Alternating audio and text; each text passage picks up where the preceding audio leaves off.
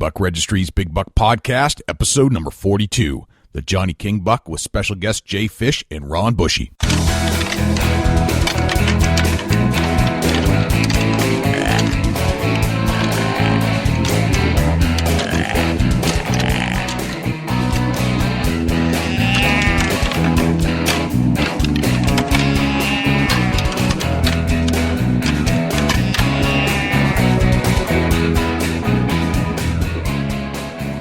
The Big Buck Registry is a virtual museum of hunting stories. We preserve a piece of Americana by interviewing and recording hunters about their hunts and experiences from across the country.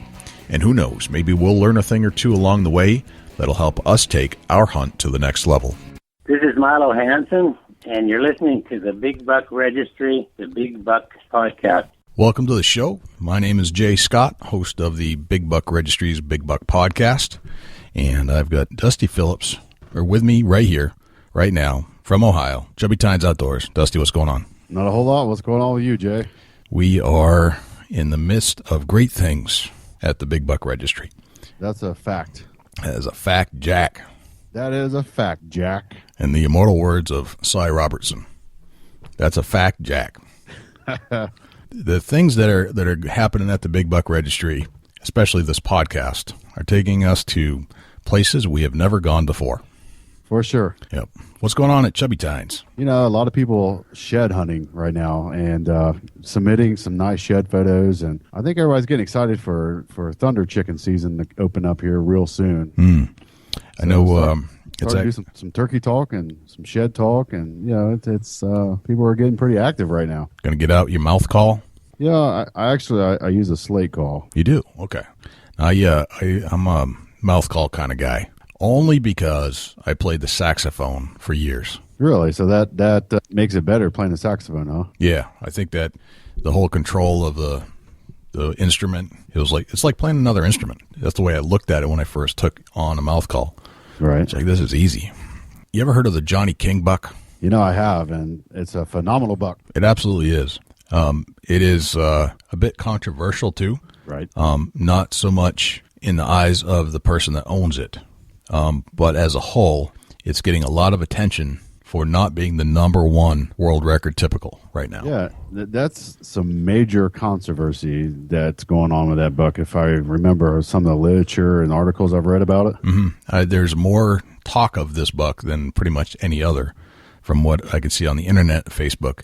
And it's due to the push of a man by the name of Jay Fish, who is the current owner of the Johnny King Buck.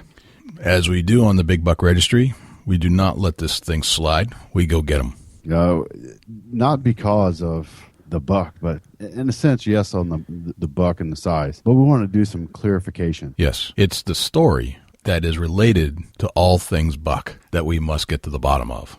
Absolutely, you know, and that's the Big Buck Registry, Big Buck Podcast. We are going to get to the bottom of every buck that we need to get to the bottom of. Absolutely. And it could be one that's high profile. Could be one that's low profile. Low profile, but we just think that's phenomenal. Or the hunter's a specifically skilled person. You know, it sparks my interest, and I know it does yours, and I know that it's something I want to know, and it's something you want to know, and it's something that we're going to figure out together, and everybody that's joining us is going to figure out also. Right, and we're going to ask some difficult questions. We're gonna get into some deep-rooted, deep-thought questions to make sure that this is the real deal. Yeah, there was some issues about the rack maybe got shot, and you know that's something that I want to know. Exactly. I want to know what happened there, why there were some issues on the main beam and the rack was supposedly shot, broken. You know, how do they go about taking care of that? That's something that we got to figure out. Yep, and there's a very, very good and long story behind this,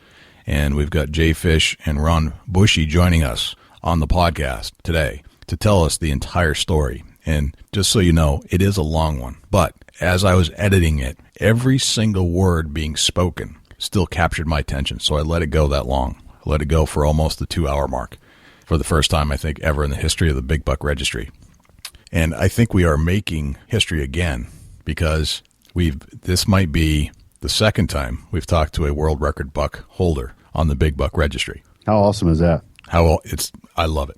Absolutely love it. I hope you love it as well. It's an honor to be able to get some of the stories that we're getting. Yes, the stories are tremendous, and I love hearing the person themselves tell the story. And we're going to get Jay and Ron on here in just a second. But before we do, what I would love you to do before you listen to the show, or if you're a frequent listener, if you use like an iPhone or an iPad, or you listen on a Android device and you use Stitcher to listen to the show, what I would love for you to do right now is to go give us a review on iTunes or in the podcast app or the Stitcher app and tell us what you think about the show. Write a review, give us a star rating, give us a review about the show. And I don't even care if you hate the show. I just want to know so we can figure out what we're doing right and what we're doing wrong. I think it's going to be all awesome reviews. I hope so. We're doing pretty good right now. We're across the board 5 stars. So I'm liking it, but you never know. We might have some people that don't like it. So right, and that's why we're wanting a review. Let us know what you think, and definitely give us a review. Yep. We need this. On your iPhone, go to the podcast app, write a review about this show, or on the Android device, go to Stitcher, and just let us know what you think. Or on your computer, go to iTunes. Same thing. Don't take long to do it. Just give us a review. It takes about 3 minutes tops. Fill in the little box, say a few words, mark your star rating, and submit, and that's it. And let's see. Oh, if you want to submit a buck to Chubby Tines, how do you do that, Dusty? Facebook.com/Chubby Tines Outdoors. Post them on the wall. Send them in a message. We look forward to everyone posting a picture and checking out what you got going on in the whitetail woods and the outdoors. Yes. How can folks reach out to the Big Buck Registry? Same kind of way, and I'll get to all the details at the end of the show, but specifically, if you have a picture of you and your great buck and you want to get a little bit of fame going, send it into the Big Buck Registry. We'll review it, and we'll definitely post it if it's a picture of you holding the deer, and it's a good specimen. We'll definitely give it a strong consideration to be reposted on our main page. But on occasion, Dusty and I will be going through these things, and we'll pick out some of our favorites, and we'll ask them to be on the podcast. Just as a thank you, and we want to know your story. A thank you, and we want to dig deeper into that story. There's something unique about that buck. There's something unique about that hunter. We'll ask you to be on the show. Dusty, I think it's time to get Jay and Ron. Let's get them on and see what's going on with the Johnny King buck. Let's break it down. Jay and Ron, welcome to the Big Buck Registry's Big Buck Podcast. Thanks for having us, fellas. We're psyched. Just to give you a little background on where we're coming from, is that we interviewed Milo Hanson, and after the Milo Hanson interview, I got an email, I think it was a Facebook mail, from one of Jay's friends, and he said, you got to talk to Jay. And I started researching some more of the story behind the Johnny King buck, and the more I got into it, the more involved and intrigued I got into it, and there was only one thing to do, and that was to have Jay on the call. And yeah, I appreciate being here. That's awesome. Now, I want to give you a voice on this show, Jay, to speak your mind, speak your piece, and tell us the story from soup to nuts as to where it was, where it is now, and where it's going. And Ron, I'd like to hear your side of the story as well. Okay. Awesome. Jay, tell us about who you are and where you are right now, and what just a preliminary story of what's going on. Okay, I am sitting here in Wisconsin looking at the world record Johnny King buck sitting in front of me. I am working probably 7 days a week on getting the deer its just due. It's been scored by several other organizations as a straight-up 6x6 typical. The original score from Boone Crockett was scored a 6x6 typical. That original score was called by the head office and told him that he had to change his score. And I didn't agree with the score from day one when they changed it. I agreed with the first score, but I never knew Johnny King before his deer. Never met the man in my life. I met Johnny King down at the Madison Deer and Turkey Expo, which was actually held last weekend, but this was back in 2007. And I was following the deer. There was pictures on it on the internet. Potential world record, and the buzz, and rightfully so. These deer are special animals, and I met Johnny down there, and nobody knew where it went from after that original score of 218 and 4/8 net world record. And he told me down there that he was sent to Pennsylvania to the head Boone Crockett guy, Jack Renault, was over there as part of the Pope and Young had a scoring panel going on over there. Johnny was directed to call out to Missoula, Montana, and was told he could either bring the deer out there to be looked at, or he could bring it over to Pennsylvania for Jack and some of the Pope and Young guys to see it so they could make a ruling. Because one of the shots, when Johnny shot it, one of the final shots, the deer was running down a hill. Johnny shot it in the back of the beam. Okay. It never detached the beam. The deer fell, and Johnny's cousin got up to the deer first, and he looked at it and said, "Johnny, you shot a monster." Okay. Johnny was coming up the trail behind him, and when Johnny walked around in front of the deer, his cousin picked up the head of the buck, and Johnny said they both thought it was dead. Pretty soon the eyes sprung open. The deer lurched, threw his cousin off backwards, and started running again, and his cousin had the half a rack in his hand, and Johnny started yelling, "You broke my buck." And they shot it again, and down it went for good. Gotcha. So Ron, give us a little background on who you are and your background with regards to scoring big bucks. Well, I've been a Boone Crockett measure for over 25 years. I am no longer one because I was dismissed a year and a half ago in relation to the whole Johnny King situation. But I've been measuring deer for probably close to 40 years now. I had a lot of measuring experience before I actually became a Boone Crockett measurer. I was asked to be a panel measurer in 1995 and also again in 1998. Panel measuring is what Boone Crockett does every 3 years, and they invite all the top largest heads shot in that 3-year period to be rescored. Fortunately, I was at the right place at the right time, as they say, and I was one of the original measurers who measured the Milo Hanson world record deer back in Dallas, Texas in 1995. Got to be real good friends with Milo. After that, he had called me, asked me if I'd be willing to travel with him to display the deer. I've used to travel with Milo Hanson in the wintertime back in 96, 97, 98, 99. We drove 30,000 miles all over the country, crisscrossed the country all over. Milo used to stay at my house.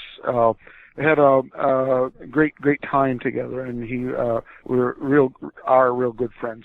I've measured a number of world record animals.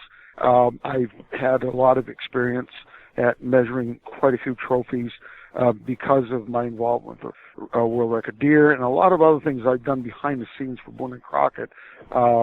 My name got out in the public quite a lot and became quite well known, I guess. Not that I chose to do that, but just the way it happened.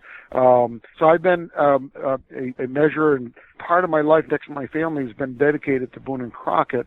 Has been a very, very important aspect of my life.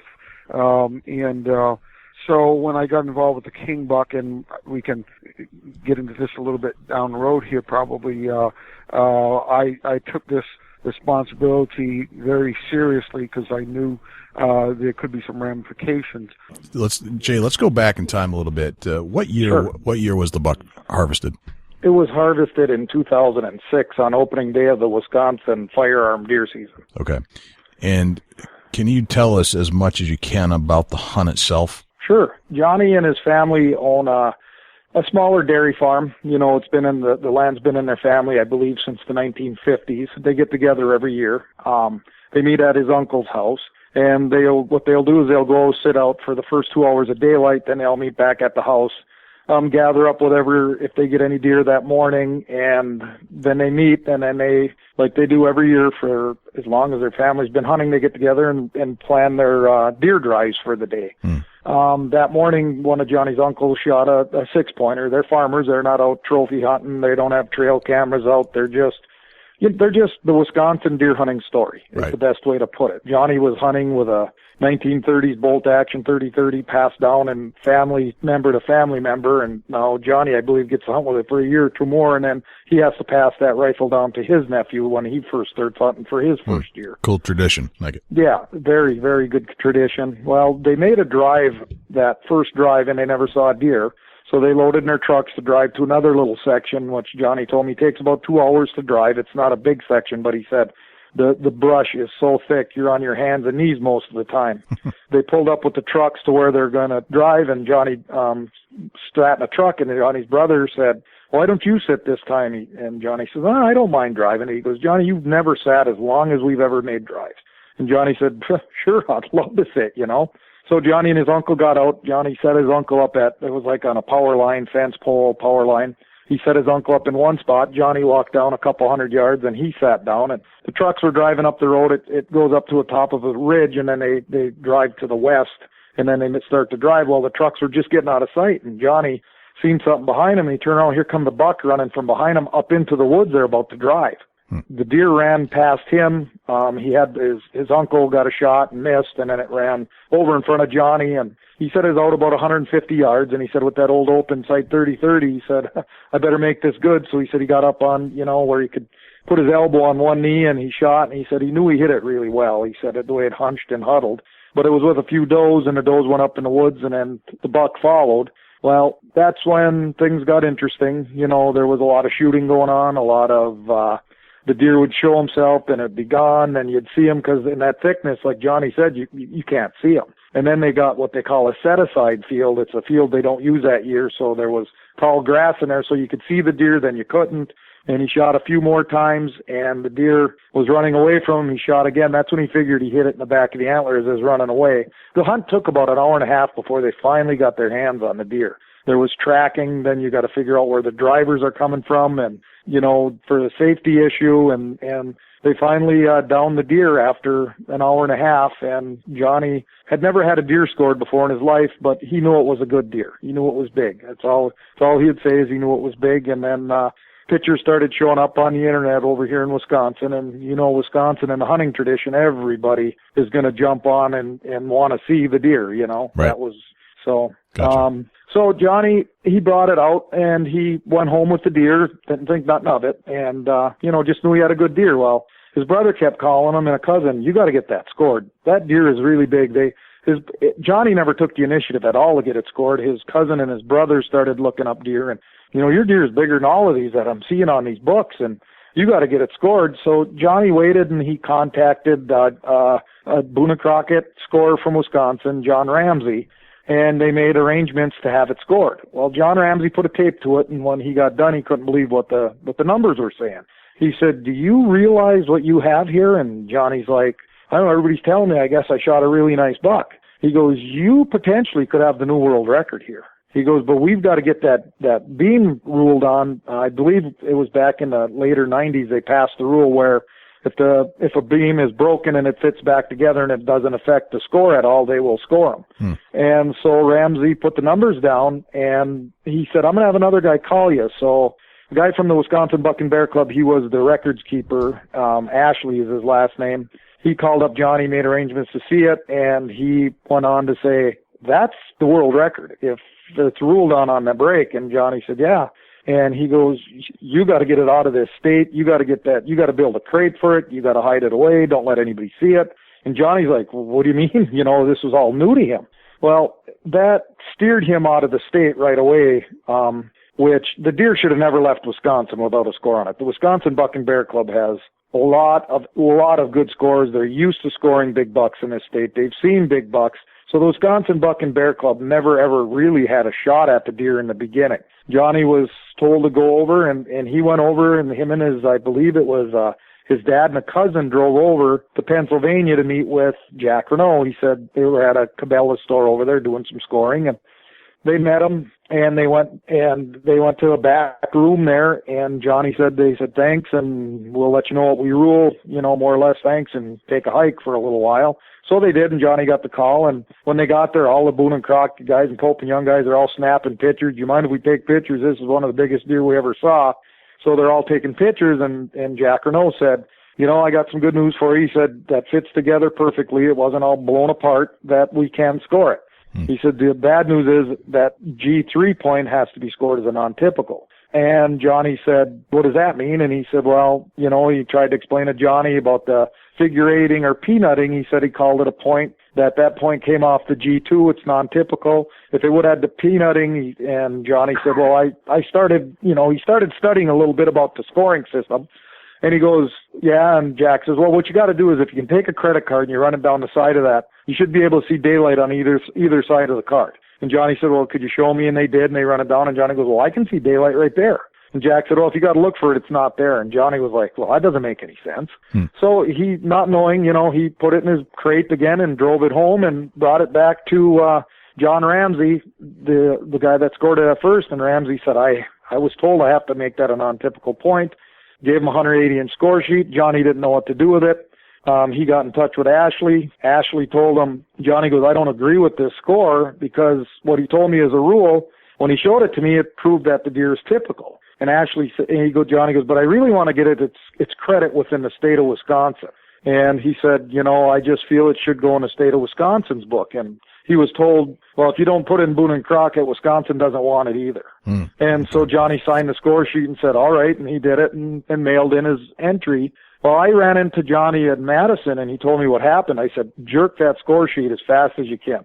And he said, why? I said, Johnny, I know whitetails. That is no doubt a typical point. I said, what they're telling you is all false. That is a typical point, hands down. So Johnny went home, called out there, and Jack Renault told him, yeah, you can pull it. It's never been printed anywhere. And they had set precedents prior that they changed scores on other deer that have been registered. They've changed scores on deer that were printed in their records books. Right. On several occasions. So, Jay, is this so still, Johnny pulled it. This is still 2006? This was in 07. This was the spring of 07. Okay. Yep.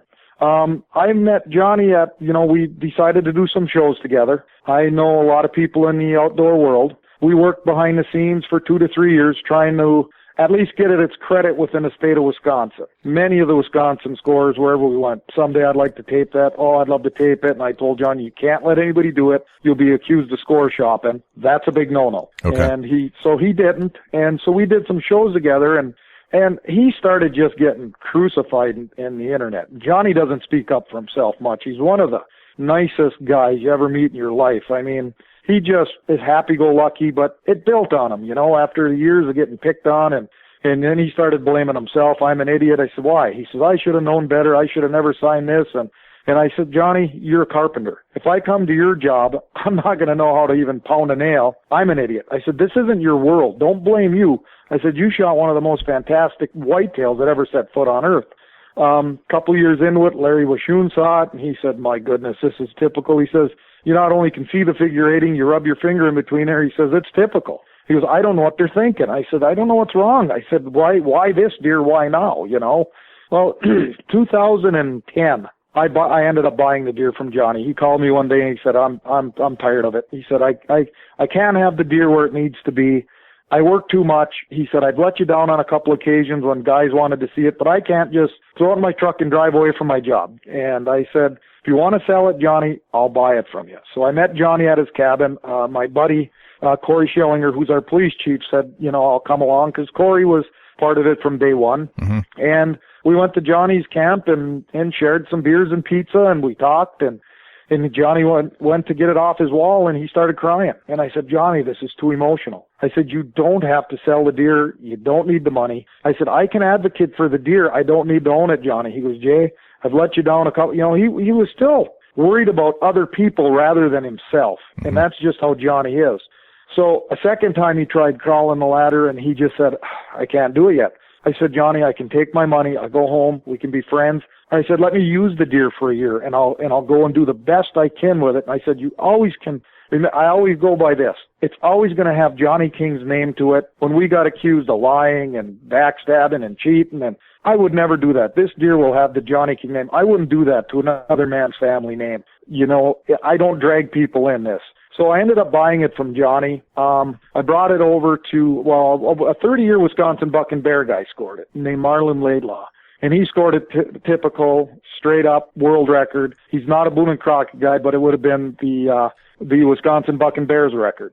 I didn't feel I was score shopping because he's not a Boone and Crockett guy. He was scoring it as a representative of the Wisconsin Buck and Bear Club. He has nothing to do with Boone and Crockett, other than using the scoring system. All right, so you got a different club scoring it, but using the same system that Boone and Crockett would use at that point. Yes, sir. All right, Yep. And Jay, how much did you pay for the buck? I gave Johnny King $35,000 for it. Okay. And I also put in a contract, when it becomes the world record, Boone and Crockett, which I know someday it will, I will give him another $30,000. He didn't ask for it. I put it in there on my own. Okay, so you actually wrote up a contract with Johnny. Yes, sir. Excellent. Okay.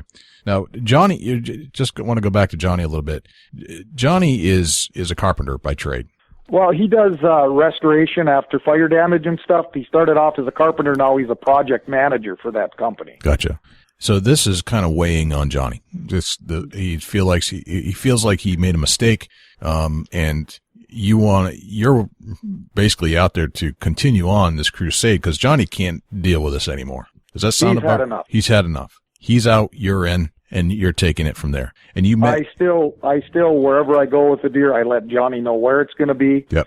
He comes and does a lot of shows with me. I take the questions and the answers about it. I let Johnny talk about the hunt. In the last year and a half, I can finally see him smiling a little bit, enjoying his deer, enjoying talking to people. He's finally getting the pats on the back and the handshakes instead of the knives in the back and the name calling. Like I said, the man's never defended himself.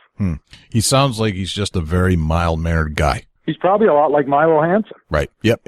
Exactly. That's a very good analogy right there. Yep. Milo's just laid back. Yep. Farmer, likes to hunt, not getting involved in any of the celebrity that goes along with owning a world record. He is, to this day, that's all he ever talks about is, I just would like to see the deer and get its due at least within our state and figure it out with Boone and Crockett later. And we were talking about, somebody calling about doing some appearances. He goes, I don't have to be there. People want to see the deer. Well, and now he's loosening up about it. He's realizing, I can still have fun with my antlers. Because I always call it's his deer. He came and got it from me last October. He had it for 3-4 months and kept it at his house. You know, we became such good friends because of the antlers. It's unbelievable. Now, take us back to the moment you said that the deer was shot in the antler with one of Johnny's bullets in trying to harvest the deer.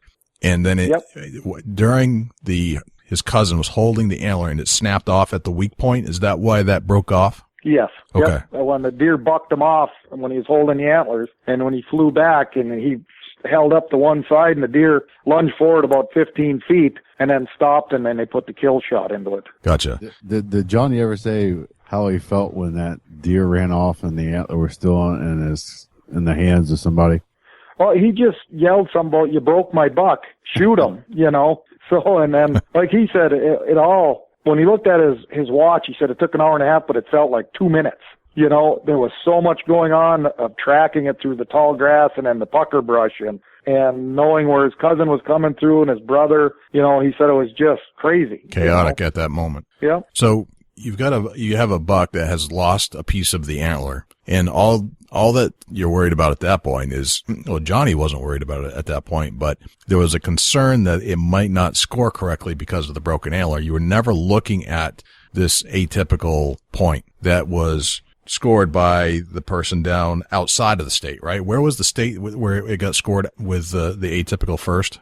It was scored typical here in Wisconsin. Yep. And then when it went to Pennsylvania, that was the big rumor. They said they panel scored it out there. Nobody scored it in Pennsylvania. All they did was look at the break because it wasn't repaired back then because you can't have it looked at if it's repaired, So they just looked at the break. Well, they were ruling on the break. Then that's when they sprung it on them that it was a non-typical point. Okay, so it was never actually scored it there. Never scored in Pennsylvania. Got it. Never scored. Never touched with a tape out there. Just all they looked at was the break and whether or not that was going to be allowed, and they looked at the famous atypical point on this buck. Okay, got it. Now you bought it for $35,000 off of Johnny. With a contract, and your whole goal was to make sure that this buck became the world record at some point. I promised Johnny, as long as there's light, I will never quit. I don't care how dim that light is. I will never quit on this deer. We have all the rules on our side. We are now fighting against the fourth rule against this deer, and the fourth rule they've applied has never been seen in any Boone and Crockett writings up until the back of their 13th edition record book. Has never showed up in a scores manual, has never been printed in Fair Chase magazine under Trophy Talk that Jack writes where if any rule changes occur, they're written in there. Ron went out of his way and went to the library because he has every issue of Fair Chase magazine. He laminated every page of every Trophy Talk they have ever written. That rule has never been seen anywhere. When I bought the deer from Johnny, I was invited to go over to the Iowa Deer Classic with it with Klaus Lebrecht and his wife Nola, who have Classic Antlers by Klaus, the replica company. They wanted me to bring it over there and be in their booth with them, and I was there with the deer, and I was sitting there and showing it. Of course, there was 10 people deep wherever you take that deer, just to get through a lobby is a 2-hour experience. A guy came up to me and asked where Jay Fish was, and I said, well, I'm Jay Fish, and he goes, do you happen to have that king buck here? And I said, yeah. He goes, do you mind if I look at it? I said, no, come on. So I invited him in the booth, and he took the deer, and I seen him study it, and I could tell he was a scorer just the way how he handled it. Yep. You could tell this guy handled thousands of antlers. You can tell. So I just stepped back, and I had another set of antlers there, and I was visiting with people, and about 20-25 minutes into it, I went back to him. I said, I hate to bug you, but can I have those antlers back? I got more people wanting to see it. Well, my buddy Corey took over that at that point, was talking to the people, and the man introduced himself. He says, my name is Ron Bushy. I said, okay. He goes, I got to talk to you about that king buck. I said, yeah. He goes, first of all, I've got 2 problems with that deer. I said, what's that? He said, Milo Hanson is a very good friend of mine. We've been friends for many years. I traveled with Milo, and I was on the panel when Milo's deer was crowned the world record. I am also 25-year friends with Jack Renault. We go to dinner. I've helped him unbox stuff at different scoring panels. He stayed at my house. I stayed at his house. We're good friends. We've gone to, some trainings together. And he said, but that's a world record whitetail. I said, really? He goes, oh yeah. He says, that point's typical. And I said, it took you 25 minutes to decide that? And he goes, I knew it in the first 10 seconds, but he said, I knew what was being done to that deer. So he said, I made sure I looked and studied it long enough to make sure I wasn't missing anything. But he said, that is a typical whitetail. And that's the first time I met Ron. I know there was some stuff on the internet that I got a band of friends together and started this trouble. I never knew Ron at all. And I never bought the antlers and went on this crusade right away. I tried working with Boone Crockett behind the scenes. I talked to Jack Renault on personal phone calls. I called the rules committee and tried to petition them like the rules say. And I talked to a guy on the rules committee, and he said, yeah, we'll look into it, Jay, and we'll get back to you. Well, the next day I get a call from Jack Renault. All he did was call Jack Renault, and I get a call the next morning saying, I hear you got a question about that big non-typical Johnny King buck from Wisconsin. I said, big non-typical. I said, you got the name right, but I don't know if you got the deer right, more or less, And he said, no, that's a non-typical, Jay. We've already decided it, and this and that. And I said, so Jack, I said, let's put this to bed right away. I said, what in your rules make that a non-typical point? He said, because I said so. I said, no, what in your written rules makes that a non-typical point? I asked him a second time. He said, it's because I said so. I said, Jack, we're not going to get anywhere like this. I said, I'm an old card player from way back. I'll throw a table. I said, I have a 6x6 typical whitetail. I said, every point has a match across from it. I said, it comes off the top of the main beam. What am I missing? He said, it's because I said so. And that was the end of that conversation. And I just went, I told him right out. I said, Jack, you're going to hear a lot more about this deer. I'm just getting started. I tried to work with you. This is the attitude I got. Now I said, I've got to go out there with it and, and start showing people. And then I talked to Jack a second time about it and got nowhere. That's when I told him, when he said, why don't you get it rescored? I said, wait a minute, I don't want to get accused of score shopping. Right. He goes, no, you have my permission to go get that deer rescored. I said, you're telling me right now on the phone I can get it rescored? He goes, yeah. I said, out of respect for you and for Boone Crockett, I'll find a friend to drive this deer to a Boone Crockett score. I said, we'll go to a more of a veteran score. I don't want to dump this on a first-year or second-year guy. I said, I won't even go with it. I will let him drive it. I said, we'll find somebody out of the area and I'll let him bring it. I said, I won't even ask for the score sheet. I'll have him mail it direct to you. Then you call me with the findings. He says, Jay, that's more than fair. He goes, you can do it under one condition. I said, what's that? It's got to be scored as a non-typical. And I went, this attitude, Jack, ain't going to get us anywhere. And right. That's why we're here today. Okay. Let's go back to, you were about to tell us that you were trying to get it scored in Wisconsin. Johnny wanted it in Wisconsin and I think you're going to the Bear and Buck Club in Wisconsin. Is that correct? Yes. Okay. What happened there? Well, they called 3 panels on 3 different occasions, and each time Jack Renault called and threatened them, and they canceled them. From what I understand, that's what the president of Buck and Bear, Eli Randall, said, that they got pressured into not scoring it. So to this day, that original score of Ramsey's is sitting there, and Marlon Laidlaw's score sheet officially is sitting there because they're afraid to turn it in. Marlon's afraid to turn his in because they just said, well, you can panel it. The rules committee, which is now a bunch of Boone and Crockett guys on it, said they'll just kick it out on us. Gotcha. So it's never been even to a panel here. Gotcha. Ron, I want you to weigh in a second, but Jay, why pay $35,000 for a buck? How did you arrive at that value? There was just, to be honest with you, we picked a number out of the sky. Okay. I just came up with a number, what he agreed to, and that's how we came to, and I've been collecting antlers for 20 years. Some people collect paintings, I collect antlers. You know, why would you buy somebody else's antlers? I said, why people buy other people's music or people buy other people's paintings. Everybody collects something. It's a legal transaction, and I respect that animal so much that the $35,000 I paid for it is a smidgen compared to what I got into it since. 95% of the time Johnny and I travel, I've got over 150,000 miles on 2 different trucks, countless hours, 7 days a week I work on this deer. There ain't enough money on earth to pay me for that deer. I've been offered lots of money for it. I won't sell it. Right. Jay, what gives you the wherewithal financially to continue this quest? I have a very understanding wife. Okay. I do taxidermy work, so I work for myself, and it gives me the opportunity to be able to pick up and run. I got a call one day that there's going to be 5 Boone and Crockett guys up by Duluth. That's 4.5 hours away. Within 10 minutes, I was showered up and the rack was on my front seat and I was driving to put it in their hands. Gotcha. I've done it many times. Gotcha. Ron, tell us about the time you first met Jay and the Johnny King buck. Yep. Well, I believe it was the year 2010.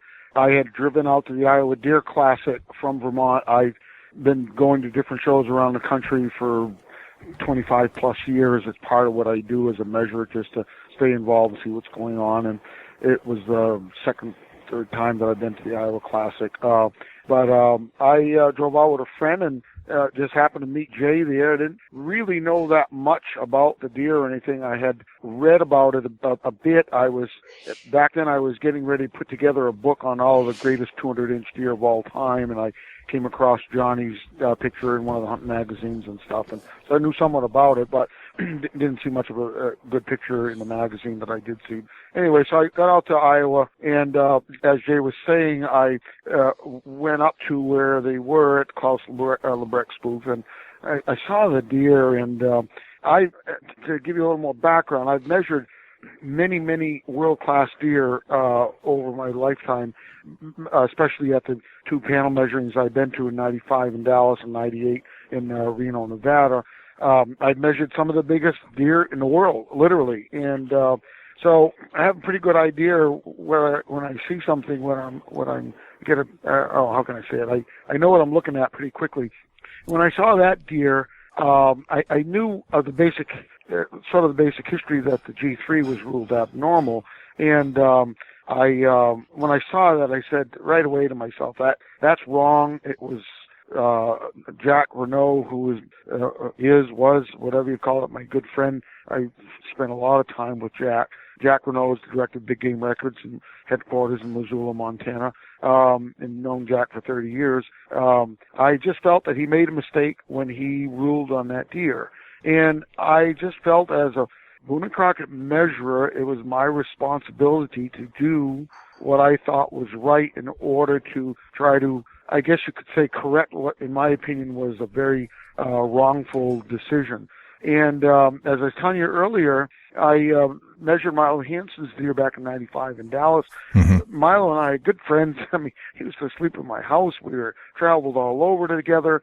I went to his son's wedding. He gave me the first replica ever made of his deer. Milo gave it to me. I have it in my house 10 feet away from me right now. So the point I'm trying to make is, wow, Milo Hanson's a good friend of mine. So I got the old saying, you ain't got a dog in the fight. Well, I got a dog in the fight, and my dog was Milo Hanson, and he was a good friend of mine, and I didn't want to see him lose his world record status. But I had to put that aside and say, okay, what is the right thing to do here? Do I just walk away, not do anything when I know this is not right? So I, at that point, decided to do what I could to advocate for the deer. I got to know Jay a bit, and we had a bunch of different phone calls back and forth.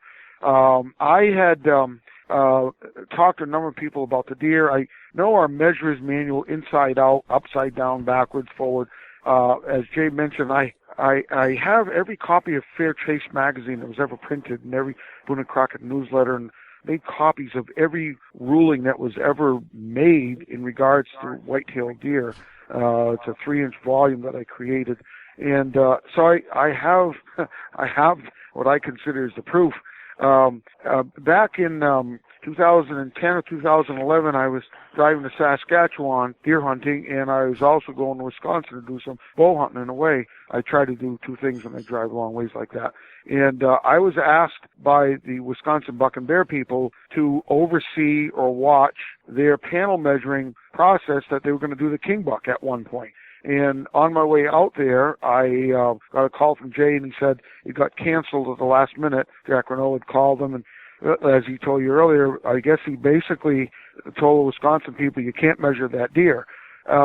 So when I got there, there was one of the guys who was going to be on that panel was still there, Herman Fellow, who's the vice president of the Wisconsin Buck and Bear Club. We got together, and I asked Jay on the way driving to Wisconsin, I said, you want me to measure that deer for you? And he said, if you can, if you want, but he certainly didn't ask me to do it. I asked to do it, knowing very well that this could create a bit of a firestorm, but I knew that deer was scored incorrectly. And I based my decision on the measurer's manual that we have. And there is no place in the measurer's manual that directs you to call that point abnormal. So I'm going against my boss, who is very knowledgeable and very, he teaches the measurers on how to measure. He teaches all the measures how to measure whitetails and measure all the animals in North America. One thing I can say, though, is I know I've measured a lot more whitetails in my lifetime than Jack Renault has, just because of where I live in the Northeast and all. So you've got two heavyweight scorers going at it right now, two veteran scorers in the gridiron disagreeing about something here. Yep. Basically, that's what it was. But Jack never measured the deer, and up until the time I came to Wisconsin, let's see, Jay, do you remember, was it 2011 that panel was supposed to go on? I'm losing track of the years here almost. I think it was 11. In the fall. So I measured the deer, and it came up with a score of 213 and 6/8. It was 1/8 inch higher than the Milo Hanson deer. So what I did is I sent that score sheet into Jack Renault, the Boone Crockett office, with a 2-page letter, and I also did some homework before I got to Wisconsin. I had assembled information and pictures on 5 or 6 deer that had already previously been accepted by Boone and Crockett that had similar situations to the king buck, but I could say they were in a more, I wouldn't say looked worse, but they were accepted, and they were a lot more questionable than the king buck. So anyways, I sent that score sheet in with the letter and all those pictures to Jack Renault. And this is back in 2010, because when I later got to Saskatchewan, I finally got a hold of Jack, called him on my cell phone. I had been very sick the week before, and I was very weak and just didn't have a lot of energy in me, and had a horrible week hunting in Saskatchewan. But anyways, I had called home in Vermont, and my wife said that Jack was trying to get a hold of me. And he had my cell phone number but couldn't reach me. So I finally got a hold of him one night when I got a signal, and I talked to Jack Renault, and he was pretty upset with me that I measured the deer. And I told him, I said, Jack, this is wrong. I says, this deer should be measured as a typical. And we had a kind of a big disagreement. And this is the point in this conversation where I knew I was right and he was wrong. There was a point he asked me, he said, Ron, is this the kind of deer you really want to have as your new world record deer? And at that moment, I knew right away that Jack was prejudiced against that deer. And the reason for it is because that G3 is shorter than the rest of the points, and it doesn't look as perfect as the Milo Hanson deer. Right. And Jack did not want to have a new world record deer that didn't look perfect. Right. And he in so many words told me that on the phone. And I basically said to him, I don't have a choice on what kind of deer is the new world record. It depends on the rules of the measures manual and the bottom line of the score sheet. So you Those feel are the like two things that determine the world record or whatever position deer is in. so you I knew from that time then that did not want that deer to be the world record deer. you feel like Jack was becoming subjective about this deer and not objective. Definitely. Okay. Jack has been, and I got to preface this by, I have tremendous respect for Jack Renault. He's devoted his life to Boone and Crockett. Very knowledgeable person, knows more about Boone and Crockett business than anybody. Very, very powerful and influential person. Been doing this job for over 40 years. When I talked to him back in 2010, which was the last time I talked to him, he told me, he said, Ron, he says, this Downy King deer has been the biggest problem I've had in 35 years. And that was 4 years ago. So it's still the biggest problem he's ever had. He'd like to see it go away, but it's not going away. In my opinion, what happened is Jack made a very poor decision and stuck with it and wouldn't admit he made a mistake. I tried to get Jack convinced to just let the deer go to panel measuring, which is where arguments like this should and normally get settled. But Jack, I don't know how you can compare it. When you get into a certain position of power and authority, you don't want to lose control of that, and you do everything you can to hold on to it. Sure. And See it in every that's what Jack is doing. See it in every industry across the United States. It happens all the time, whether you're the mayor of Chicago or whether you're a CEO of a company. You don't want to lose control of the power. And I tried to convince Jack to let it go to panel, and he said no, wasn't going to do it. And so anyways, as time went by, and from that, like I said, that time on, I knew he just did not like the way the deer looked because it didn't look perfect. But that's not how we don't run a beauty contest in Boone and Crockett. We run a numbers contest, is what it is. Right. So the following year and a half, I tried to work behind the scenes with actually Jack's boss, Buck Buckner, the chairman of the records committee.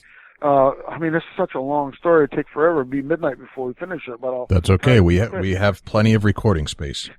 Buckner is the chairman of the records committee. He's like Jack's boss in a sense. But Jack actually works the 40-hour week or 50-hour week in Missoula. He knows everything that's coming and going. And even though he has a boss above him, which, and Buckner is chairman of the records committee, which is about 25, 28 members on it. And they meet once every 3 or 4 months. So it's kind of like a board meeting where, they get an agenda set in front of them at the meetings and they're basically suggested or told what to do or how to do things. Well, Jack for years has influenced the records committee, and they've never went against any of his suggestions. And I know that because I found out. And Jack has never, in all these years, ever admitted he was wrong on anything. And there's nobody in this world that's perfect. And he made a mistake on this one, and it's just coming back to bite him and haunt him. I've talked to many Boone and Crockett measurers that have seen this deer and held it themselves. They all believe it's a typical deer, typical 6x6. Dave Boland from Minnesota, who's measured over 16,000 whitetails in his lifetime, he's been a measurer for almost 40 years now. He said it's a typical deer. There's no doubt in his mind. So when you have the power though, and you're sitting in the catbird seat, you can exert a lot of influence. And so far, this is what's happened. Sure. So for a year and a half, I was kind of working quietly, somewhat behind the scenes, with the chairman of the records committee, Eldon Buckner from Oregon. Tried to convince him to get a panel, Boone and Crockett mini panel, to measure the deer and go over Jack Renault's head. Not go over his head, but just do what they had to do. I finally got Buckner to agree to do that, but in the meantime, I got a kind of a boilerplate letter saying I was dismissed, never given a specific reason, but was told that I violated the code of conduct for the measures. And the irony Ron, can I jump in here quick? Yeah. Wasn't that a week after you got let go? A week after you got the letter from Buckner saying, "Keep up the good work, Ron." Well, I can see how you could score that deer as typical. I'd conversed with Buckner and wrote letters back and forth, talked to him on the phone many times. And Buckner actually agreed that deer, he could see how it could very easily be scored as a typical deer. But he wasn't going to go against his man, Jack Renault, but he did allow or say that he could see how everybody could call that a typical. And in the process, I just sort of a side note, maybe too much of a side note.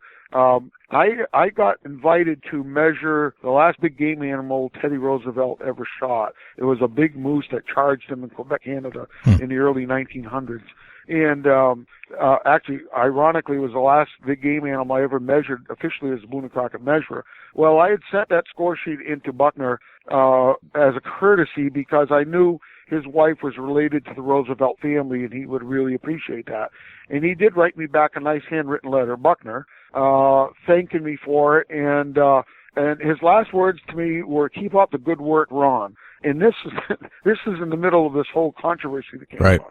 And then the next letter I got from him was, he just signed it. I don't think he penned the letter. It was that I was dismissed. I was dismissed like a year and a half after I actually measured the king buck. So measuring the deer was not a reason, I think, why they dismissed me. No one's told me to this time specifically why I was dismissed, but I think I was just advocating too much for the deer, and it was making too much of a headache for Jack. And somehow now Buckner finished up as chairman of the records committee right at the time, and this may sound complicated, but finally convinced him to panel measure the deer. And there was a panel assembled by Boone and Crockett. Oh boy, I'm trying to think how I can do this to make it. Boone and Crockett every so often will assemble what they call a mini panel for a potential world record animal. If a head comes in the office that has a score sheet that is higher than the current world record of any species, they have a policy where they can call a mini panel 4 measurers from around the country, and they will specifically measure just one trophy. But this trophy has to have an entry score sheet of over the current world record. That's the only time a mini panel would be assembled. And they do that to avoid potential shrinkage of a head. Sometimes if a head has to wait 3 years before it goes to the normal panel process, it can shrink and the score gets below the world record, and then it's the number 2 instead of a number 1. So this Crockett had this great idea to do this. So I finally convinced Buckner that this should be done. He assured me that he would appoint, and he appointed the people on this mini panel that would be totally unbiased in regards to measuring the deer. And I believed him. So that was, I guess, not a mistake on my part, but I thought I was, talking in good faith with Buckner, and I still do to a degree feel that way. I almost think that he'd somewhat been duped himself because there's a new records chairman now, Richard Hale. Anyways, 3 of the 4 people on the panel that he assembled were not even eligible to be on that panel. And the reason for that is because they had already previously been on 3 panels in their lifetime. Boone and Crockett has a policy that any measurer who's been on 3 panels, all-time panels, they can only be on 3, and that's the maximum. And after that, other measurers from around the country have to be asked to be kind of like a measurers. president's term or something like that. Yes, Okay. So. But Boone and Crockett violated their own policy. The 4 people that were appointed to that panel, I knew all of them personally as good men. I respect them, good measurers. But they're very, very closely associated with Jack. And 3 of them were not allowed, shouldn't have been on that panel. And 2 of them were actually on the records committee who in previous times, in the past couple of years before, had already voted on the king buck to not measure it and not call it a world record and not to, they wouldn't agree to it being called a typical deer. So they had their minds already made up that this was a 180 deer, not a 218. So the 3 guys that shouldn't have been on it were on it. 2 of them already had their minds made up, and the other 2 had strong allegiance to Jack. So this panel that was set up was really a sham. The fix was in, and the deer had no chance of ever becoming a potential world record. I had sent a copy of the 218 and 48 score sheet that I had prepared on a separate blank sheet and sent it to Buckner as a score sheet that they could use to say, okay, here's the score sheet that potentially could make this deer a world record. And it was the one that was done after the initial 60-day drying period when John Ramsey from Wisconsin measured it. But they wouldn't accept that score sheet. So they also wrote their policy of they never had a score sheet which indicated that the animal had a potential score higher than the current world record. So they didn't accept the score sheet. They had 3 people on it that shouldn't have been on there, and 2 of them had already made their minds up that that deer was not going to be scored anything more than 180. So the deer had no chance at that point. And now there's a new records chairman, Richard Hale, from Kansas, who I've only never even spoke to. I saw him one time, shook his hand at the Wisconsin show a couple of years ago, and he never spoke a word to me. I don't know him from Adam or anything. Yet he was interviewed a couple of years ago by Terry Butt from Illinois, a freelance writer, and he said some incredible scathing things about me that were printed on a Deer and Deer Hunting magazine website. You can go on there, and they may still be on there.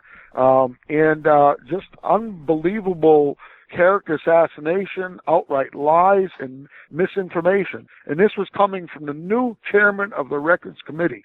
So on a personal note, the last word hasn't been spoken yet on that, and I won't get into it now, but you may be hearing more about that and what he said about me. Okay. I devoted 25 years of my life to Boone and Crockett, and more than that, and not to have it ruined by some words of one person like that. Right. So anyways, I've been advocating for the deer since, still will. I know it should be the world record. I know it scores higher than Milo Hanson's deer. As I said earlier, I don't want to see Milo lose his record, but that's not up to me to decide that. And so I got to take a breath. Maybe you can ask me some questions. Yeah, I have. Well, just that ending, what Ron was saying about all this, I have the official Boone and Crockett letter from Eldon Buck Buckner telling me what would take place at the scoring panel, and it says the present owner must furnish proof of ownership, meaning I had to mailing a bill of sale to the records committee for the panel score, to the 2 panel score. The trophy was A. B, the trophy is to be scored under standard record committee procedures for scoring potential New World Record trophies, i.e. a panel of 4 experienced judges selected by the records chairman. And that mini panel, like Ron said, you have to have a score sheet higher than the current world record. I also handed a score sheet higher than the current world record, and he wouldn't accept it. He said, I don't need that. I said, well, you've got to have this, because it's an invalid panel before anybody ever puts a tape to it. And in a third one, it said that the trophy must be delivered or shipped to B&C headquarters in Missoula, but at the owner's risk and expense. Well, we drove, and we had to have it there on a certain day. It was September 20th of 2012. This letter is of August 27th of 2012. So we drove all the way through the night. There was me, myself, my wife, my son, and Noah Lebrecht, Klaus's wife. We drove all the way out there, and Johnny King, can't forget the guy that started all of this. Right. But we got there, and I presented him the score sheet. He wouldn't accept it. So Johnny King and I prepared a letter. Jay, hold on one sec. Who was it that prepared that score sheet? Was that Ron or somebody else? The one who prepared the score sheet, that was John Ramsey's numbers, but Ron prepared the score sheet using the numbers on the official score. Let me explain that just a little bit. Yep. I spoke to John Ramsey one night a number of years ago, talking for 4 hours. He gave me all of the numbers over the phone that he had come up with when he originally measured the deer. Mm-hmm. And I wrote them down, and I put them down on a score sheet. And I just said this is score sheet prepared by Ron Boucher by the numbers John Ramsey did after the 60-day drying period. So John's original numbers as an official Boone and Crockett measure after the 60-day drying period was 218 and 4/8. That was 4 7/8 higher than the current world record Hanson Buck at the time. Right. So the King Buck scored almost 5 inches more than the Hanson Buck at one time. Okay. But since then, that was 2007. Here it's 2014. The deer shrunk a lot. And sure. When I measured it a few years back, it was at the 213 and 6/8. Still higher than the Hanson Buck at that time. Right. Where was the John Ramsey score sheet at that point? he couldn't put the numbers on an official score sheet. He just put them on a slip of paper or in a note file because he couldn't put it on official score sheet till the break was ruled on. I see. So he saved all his numbers, he wrote down the numbers to Johnny King, said, you may have a potential world record. Can't put it on an official sheet till they tell me if it can be officially scored. Okay. So that's why those numbers were kind of put away. And Ron, is that an acceptable practice to Boone and Crockett to take somebody's numbers from before and then reissue it as your own? Well, no, I didn't issue it as my own. I just gave. Oh boy, this is why it sounds complicated. Right. John, I don't know why he didn't actually write the numbers on the score sheet when he measured the deer. I could never figure that out, and he never really told me. But he did tell me all of the numbers. So when I put them down on a score sheet, added up, it was the 218 and 4/8, and that was just a sheet with numbers on it, and that's what I presented to Buckner one of the times I wrote to him about this whole thing. And I told him, I said, these are the numbers that John Ramsey came up with. We had the date and everything, and where it was measured. And I said, these aren't my numbers. These are the numbers of the original measurer. So I tried to facilitate to Buckner a score sheet that I knew that they were going to need by their own policy. And ironic as it sounds, Buckner, who is in Oregon and is sort of removed from everything, didn't even know John Ramsey or his name or who the original measurer was. I had to supply him that information. Gotcha. So in order to get it scored, you needed to submit a score sheet of some sort. Is that correct? Well, that's the rule, but... You mean when I measured it myself, the King Buck you're talking about? Well, yeah, like in order to get a panel, they first need some kind of evidence that this is a potential world record. Yeah, they could have used that one I sent to him, or they could have used the one that I sent to Jack when I actually measured the deer. And I measured the deer saying, all right, something's got to happen. And I'm pushing the envelope on it, and I said, this deer is a potential world record. The score was 213 and 6/8, 1/8 higher than the Hanson Buck. So they could have used that score sheet had they wanted to, but they didn't because they said the deer had, in a sense, technically had already been measured at 180. Well, it was measured at 180 under duress, and Johnny was deceived when he submitted that score, thinking that if he did that, then Wisconsin Buck and Bear would then measure his deer separately. And then they told him, well, we can't measure it now because it's already been measured at the 180. So there's a lot of gray area, confusion, and it still, I guess you could say, exists right now. But Wisconsin Buck and Bear, after all that, as Jay said, several times we're going to assemble a panel, and right at the end, or not at the end, but when the panel was going to be done to measure the King Buck, Jack Renault jumped in, and I don't know the exact words because I didn't hear the conversation, but convinced the Buck and Bear measurers, you can't measure that deer. He was exerting his influence on them, and I don't know what he said to them, but they decided, okay, we're not going to measure the deer. Gotcha. So now, Wisconsin Buck and Bear, they're not Boone and Crockett. They're their own club. Their own club. So what? So they're Jack, their own separate entity. They can do what they want, but they're afraid to go against Jack Renault because a number of those measurers in the Wisconsin Buck and Bear Club, who are at the higher echelon of the club, aspired to be panel measurers, and they figure if they ever did anything to go against Jack, they would never get to be asked to be a panel measurer. Gotcha. That's my opinion, and I know that for a fact on one measure, Stan Zerbel, that's exactly what he did. He thought the deer was a world record at one time, thought it was a typical, and then he got a call from Jack, and all of a sudden he just changed his tune 180 degrees and didn't want to have nothing to do with it. Gotcha. And then after he became a real good soldier, he was invited to the last panel measuring Boone and Crockett had. So, I mean, it's politics being played out in the Boone and Crockett Club. Interesting. A lot of people that don't know about what's going on behind the scenes, but that is what's going on. Now, Ron, when you got your letter from Boone and Crockett saying you had been dismissed, how did you feel? This is I felt the first thing that came across my mind was I have a friend here in Vermont who's hunted all over North America, and he had previously shot a muskox that he had asked me to measure for him.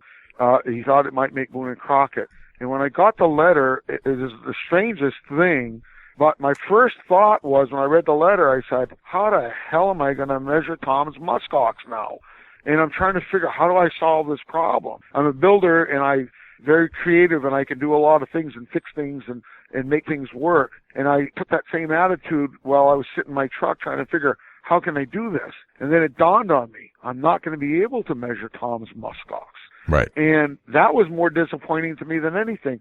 And then after I sort of thought about that as time went by, it just made me think to myself that, damn it, I am a good measurer. I wasn't thinking about myself or being sad or anything. I was thinking about how it affected my friend with his muskox. Right. And I said to myself, that's what a Boone Crockett measure is supposed to do, put everybody ahead of himself. And that's what I tried to do in this case. The same thing when I measured the king buck. I knew that, it might affect Milo, it might affect me with Boone Crockett. They might not like it, but I said, I have to do it. It's the right thing to do. I couldn't do anything else. I didn't have a choice. I saw something that I knew was wrong, and I had to do something about it. And here we are. Gotcha. And is it frowned upon, or is it in the bylaws of Boone Crockett to advocate for a buck as you did? Well, I'm not sure how to answer that question. One of the things we're told is if we ever think there's anything wrong with a head or measured wrong, we should bring it to the attention of the head office in Missoula. Every so often, I have people come up to me or had people come up to me and say they had a head measured by someone else, and that, what do I think? And I basically tell them, you have to go back to the original measurer, explain the situation, and if you don't get any results, then contact the Boone Crockett office. And it's kind of, I don't know how to exactly explain it, but I think a good measurer does a lot of things. And one is you try to always make sure the right score always finally gets into the record book. I've been involved in a number of other deer over the years that got remeasured. Jack actually asked me to remeasure them. One of them was the Tony Fulton buck from Mississippi. It was the biggest non-typical deer of all time at one point. I saw where it was measured at 255. I knew right away from seeing a picture that was wrong. Contacted Jack. I wound up measuring the deer for Buckmasters back in '96, and Jack asked me to send him a copy of the score sheet. So there is occasions when you do either remeasure or get involved in something. I just had a fella at a show last month in New Hampshire showed me a deer that was measured by a Boone Crockett measure, and I see where the guy made a mistake. And I told him, I said, the guy made a mistake. He's a friend of mine. I said, you got to go back to him and tell him, you can use my name, tell him what I think, measuring on a common base point. And so you do what you think is the right thing. And I'm not sure if I'm answering your question. I'm not sure if I. Oh, you definitely are. You're definitely answering the question. Okay. Dust, do you have any questions you want to jump in with? Yeah, I just want to jump in. You guys are some awesome detail and some great information, and that's kind of the reason why we contacted you, and you're doing great with that. Tell us a little bit more about the shot of the antler. Where was that antler broke at? Can we clear that up just a little more detail, and how that I'm this kind of directed towards Jay of where that antler is actually broke at, and get a little more detail of the antler. Okay, the antler was shot a little bit up from on the deer's left antler, a little bit up from the brow tine. The deer was running away from Johnny when he shot it, hit right dead center in the back of that main beam. So it's pretty much a full antler break off then, right above the eye guard. Yes, right above the eye guard. Like I said, it didn't break. So the rumor was that when Johnny shot it, the thing blew in smithereens. No, it took some chips out of the front. It wasn't broke off until they actually grabbed it. And when they brought it out to Pennsylvania, the guys ruled on it that it snapped together so perfectly that it wouldn't affect the score. And also when they took the mass measurement there, it was actually a little less mass right above that spot. So the break never came in on the H measurement or the inside spread. And, right. And I can add something to that too to maybe help you visualize. When the rack broke apart, it broke in sort of like splintered on both ends, like a finger-jointed piece of wood. I don't know if you've ever seen wood that's what they call finger-jointed. They do that for casings and moldings and stuff, and take short right. pieces and machine them, and they fit together like a puzzle piece. And that's what the rack was like. It was like it had like 3 or 4 prongs, if you would, on each break, and you just put it together, and it just sort of like fit together like a tight puzzle almost. Right. So it wasn't like a clean break, like someone sawed it in half with a saw or something like that. It was the way it went back together left no discrepancy or room for anything. In other words, the inside spread was determined to be exactly what it was after the break as before the break. So, and that's a great rule of Boone and Crockett had, because in the past, many deer were not getting entered because they had either broken point or broken beam. Boone and Crockett realized that, we got to try to do something about this. So they make some good rule changes once in a while. I will say that. Right. How do they repair that to permanently put it back together, Jay? That went to Tom Sexton over in Iowa. He's like the guru when it comes to that stuff. And actually Johnny called me and I asked him if he ever thought of getting it fixed, and he said, yeah, and I gave him Tom Sexton's phone number. They made arrangements, and Tom Sexton knows whitetails. He's not a scorer, but I mean, he handles thousands a year. And so Johnny went there and met Tom and asked Tom what he thought, and he said, oh yeah, I can see why Boone and Crockett ruled this. He said, it fits right back together. I said, what do you think of that deer? He goes, 6x6 typical. Any fool can see that, And I said, well, it's glad to know that. I said, let Johnny know. I said, he's kind of feeling down a little bit about it. Johnny had it fixed before I purchased it from Johnny. Right. Is there, how many replicas is there out there of that particular rack?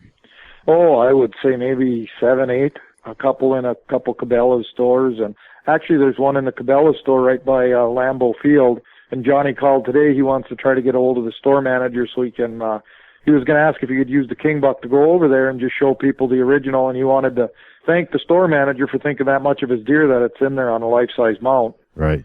Awesome. Cool. His uncle has the one replica was made for his uncle that he was hunting with, I guess. Yeah, his uncle has it in his kitchen. Yep. Gotcha. And Klaus has several. Then there's the white one that we use for showing how it was measured. The only person that knew that deer existed before Johnny got it was a bow hunter. See, here's how important this deer is to the whitetail world. It goes beyond the score sheet. We've got the issue with chronic wasting disease in this state. We have areas that they call eradication zones where you can just pile drive the deer, shoot as many as you want. There's no really closed season. And this deer was taken right out of the heart of the eradication zone, where we've been told deer will never be healthy. They'll always be inferior. They're talking about sharpshooters on private land. They're doing it in Illinois. A couple other states are adopting the rules that we have of shoot them all. And I use the analogy of if a guy commits a murder in downtown Green Bay on Sunday at 2:00 and the guy runs into Lambeau Field to hide, are you going to go in the Lambeau Field and shoot everybody and hope you get the guy that did it? That's how they're treating these deer. And for this deer to be recognized as a world record by Boone and Crockett and their conservation efforts, it's going to make a lot of states rethink what they're doing to our deer herd. What they're doing, it just isn't fair. It isn't fair to the animal. But getting back to the guy that saw it, he called a buddy. He was packing to go to Kansas the next morning on a bow hunt. It was 3 days before the Wisconsin gun deer season. He called his buddy up and says, I got a 200-inch typical on the back field right now with a bunch of does. He said, I could shoot him right now. And the guy goes, well, I don't shoot him. He goes, well, he's in rifle range. He goes, you know me. I don't shoot. I don't use rifle.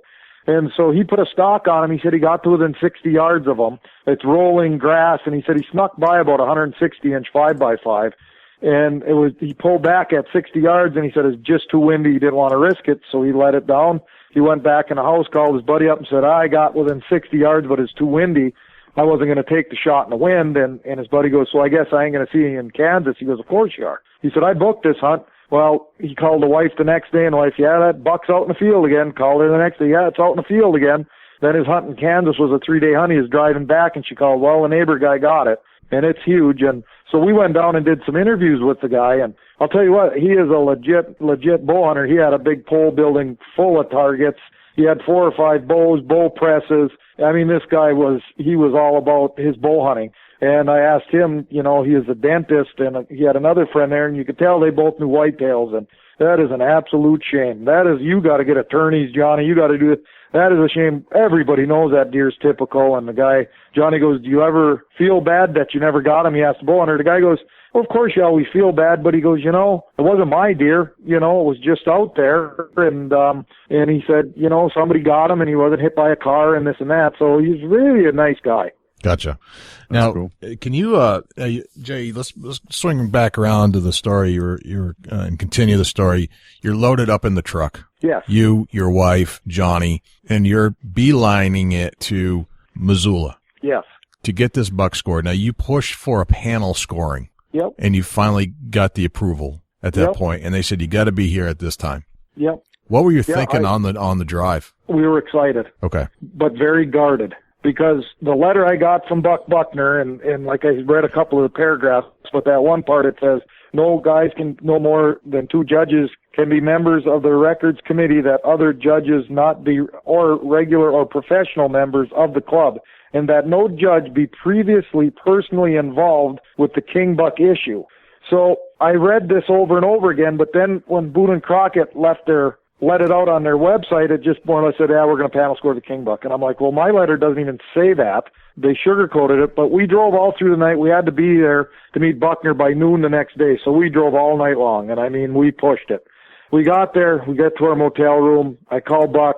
We're here. We drove all night. He goes, don't worry about it. I don't need it till tomorrow. I'm like, you could have told us that. We could have got a room and not risk our neck through the hills in the middle of the night. Right. And so we met Buck in the parking lot. He told us to meet him at the Big Bronze Bear, whatever. I've never been there before. And what year is this? Is 2012 now? Yes, sir. 2012, September of 2012. Okay. So I get there, and I've got my briefcase with the 2000 scores manual. I have the 2009 scores manual. I have a letter that Johnny King and I drafted thanking Boone Crockett for taking the time and inviting it to panel. And in the end, it just says in there, Johnny King and Jay Fish and the hunting public will accept nothing other than the rules that are printed in the Boone Crockett scores manual. Pretty much said we've heard rumors of these unwritten rules that you can apply to the deer will not be accepted, and there's a place for me to sign it, Johnny to sign it, and Buck. I wanted to protect myself because I kind of knew the fix was in a little bit, but I went anyway because it's a show of good faith. You always hope the good will come out in people and the right thing will get done. Well, Buck took that letter. Well, first of all, and he goes, well, every rule we'll apply to that deer will be in the scores manual. So I took out the 2000 scores manual. I said, Buck, the rule that's been applied to it isn't in your scores manual. He goes, well, what year is that? I said, 2000. I could see the light turned on in his head, and he goes, well, yeah. He says that rule was passed in 2000. We didn't have time to get it in that book. It was already at the printers. I said, that's a fair enough answer. I can accept that. Right. I said, here's the 2000 scores, 9 scores manual. I said, Buck, 9 years later, you still didn't have time to put it in there? And he got really upset at me, and he yelled at me, you can take your damn antlers and go home right now. I said, you see what our problem is here? We've been lied to from day one. It's BS that an organization that I respected for years, I've talked to Jack on numerous occasions before the King Buck, talked to him civilly, and I said, and now you're telling me to take my damn antlers and go home? Well, and we were supposed to be the only ones in the Boone Crockett building. It was going to be Buck, the 4 panel scorers, myself, and Johnny King. Jack Renault was not to be there. Justin Spring was not to be there because they've fought against me so hard and said so many mistruths that I have proof about this deer and me. They weren't allowed to be there. Well, we got there. It was like business as usual. There's people running all over in the building. I'm like, well, I thought, this is big news. We may be scoring the world record. Well, yeah, right. We knew what they're up to. Well, we get in there, and Dan Schmidt from Deer and Deer Hunting called out and said, can we come out and cover the scoring of the King Buck? And they said, nope, no one's allowed in the building. We were promised nobody would know the score until they sat down with us. We agreed on the score sheet when it was done. So after Buck wouldn't sign the score sheet, I said, Buck, I have witnesses here right now. We will not accept unwritten rules. I drove all of this way. I'll let you score it, but just use your own written rules in the scores manual. I wasn't telling them use Rule 7B on page 45. Crawl all over that deer with your rule book. I don't care. The deer will stand on its own. I don't need to force feed anybody, the score. So they took it, we went, he said, call back, and you know, Buck said that all these rules were in 2000. And when we left the Boone Crockett with the deer with them, I called Ron, and Ron called some guys that were trained in 2006 of the rules that Jack was applying his deer. And every one of them said, that's never been a rule. We've never been trained like that. And I just went through training in 2006 that we've never been trained at that point to non-typical. So I did my homework while they had the deer. Well, what we ended up doing is, being the good Wisconsin people we are, we were riding around, we saw a rummage sale, and we went to a rummage sale while we're waiting, picking through stuff, and we get the call from Buck. I said, well, we got to go back, and we got called into a room, and there's people all over in there, and Buck started explaining how they scored it as a typical, and that it's a typical, and he's going on, and I'm like, holy smokes, we did it. Yep. Johnny, I kind of elbowed Johnny. He goes, yeah, we scored it as a 5x5 typical with 2 abnormal points. And out of respect for Buck, I let him continue on until he started talking in circles. And I said, Buck, I said, you're an 80-year-old man. I said, no, you're just embarrassing yourself. I said, all due respect, I ain't putting up with it. I ain't going to sign that score sheet. Johnny isn't going to sign that score sheet. I said, you did exactly what you told me you wouldn't do. You used that unwritten rule. I said, I want to see the rules like you promised you'd have them here. He goes, what rule? I said, you told me you'd have every rule. I asked for every rule that was going to be applied to that deer. You don't have a one in front of you. I said, you promised me you'd have that. He goes, well, I couldn't find them. I'm not the secretary. I couldn't find them. I said, are you going to mail them to me? I said, if you have those rules and you have proof, I will sign that 180-inch score sheet, but I will not until I see those rules when they were voted in and how the rules committee voted. And he said he'd get them to me. As soon as I walked out of that scorer's room, 2 guys ran into my face with cameras, and what do you got to say? I'm like, who in the hell are you? It was Outdoor Life and Field and Stream, and I turned around and looked at them guys. I said, I thought no media was allowed in here. You know, but they had written 2 hit pieces against me prior to this when I reached out to them several occasions, both of those media sources, and said, come to my house. Bring any Boone & Crockett score you want. I said, if you want coffee, I'll have a pot of coffee. I'll have a 6-pack of beer. I'll have pop. I said, come and look at the deer before you write anything. Well, they took it upon themselves to, you know, kind of go against us. So I just said, no frickin' comment. And so I walked out the building. We didn't leave that building. And the building is small, and we were getting calls from back Wisconsin. Oh, we're so sorry it didn't make it. We're like, what are you talking about? Well, it's all over the internet. They had 15 pictures of the scoring on the internet already written. The story was written before we left that building. And you wonder why we're a little bitter. And then I read later, Jay Fish and his posse. My posse, it's my wife and my child and Johnny King and a friend. Right. And who wrote that? What was that guy's name, Ron? Who wrote the piece for Field and Stream, you mean? Yeah. Or Outdoor Life. I forget the guys' names, but they were. I guess I hate to say it, but they carried the water for Boone & Crockett. They were friendly towards Boone & Crockett, and they were invited there. And Deer Hunting Magazine, who had written pieces in support of the King Buck, was not invited there. And they just were going to have the people there who they wanted, and that was it. And they figured they'd call the shots, and if anybody else didn't like it, that was too bad. And Ron, like when Gordon Whittington did the big buck profile on him, he asked him, and he called me, because that was another year that Buck and Bear were going to panel score the deer, and I said, I don't want to be in a building. I don't want to be any part of it. I gave the antlers to a friend. I said, I don't want to be hovering. I just take it and bring it back when you're done. So I got a call from Ron, and Ron was sitting with Gordon Whittington, and Gordon asked if he could do the big buck profile. I said, sure. I said, but tell me what you think of that deer. He goes, what do you mean?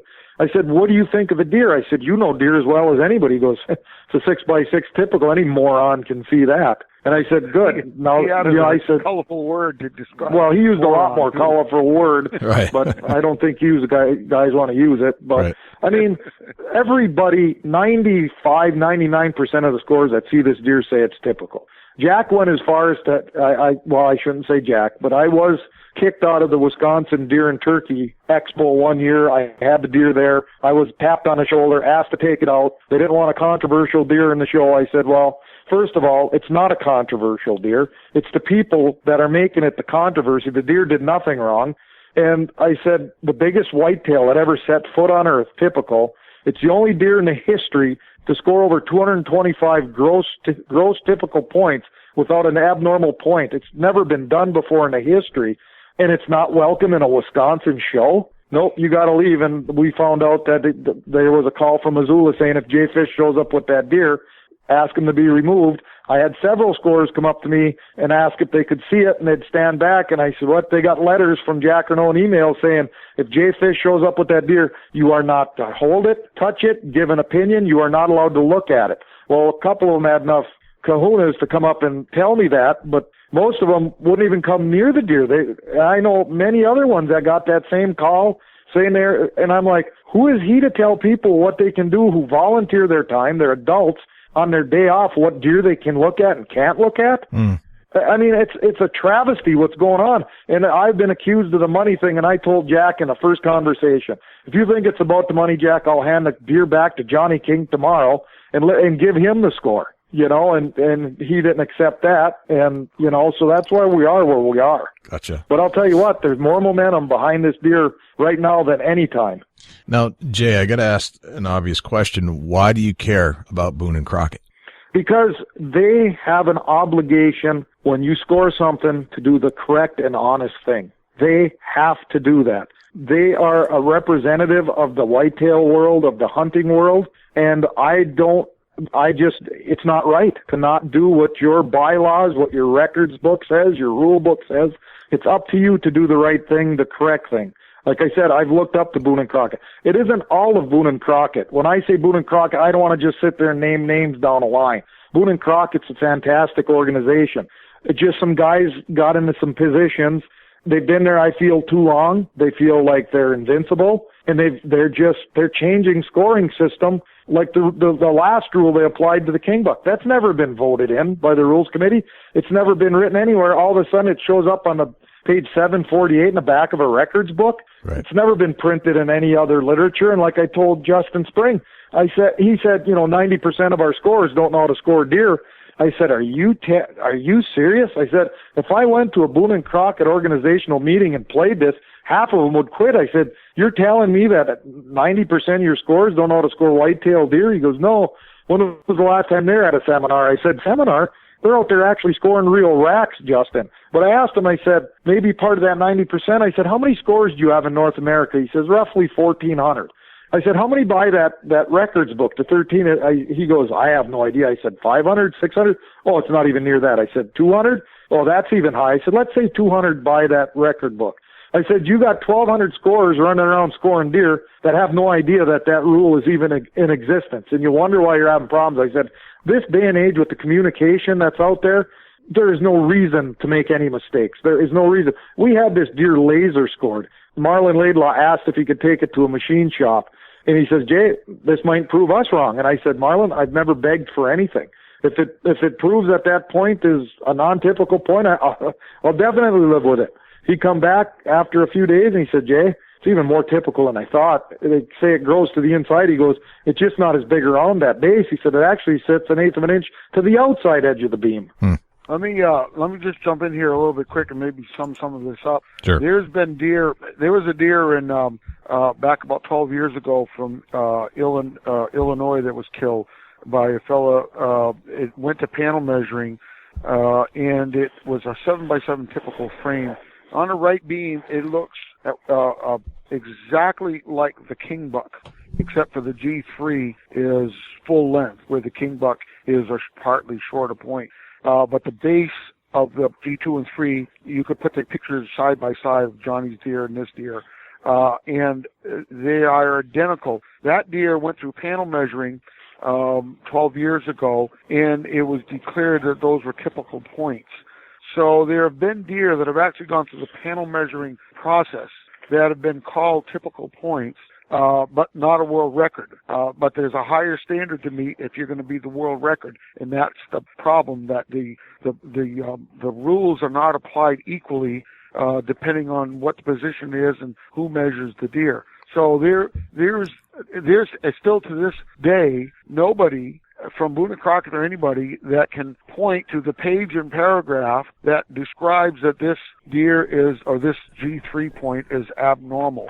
The rule does not exist in the most recent measurer's manual. And it's, again, like I said earlier on, Jack did not like the way the deer looked. It didn't look perfect enough for him, and he was going to make sure that it wasn't going to be the new world record. And unfortunately, what's happened now is it's caused a lot of confusion in the measurer's world and the official Boone and Crockett measurers.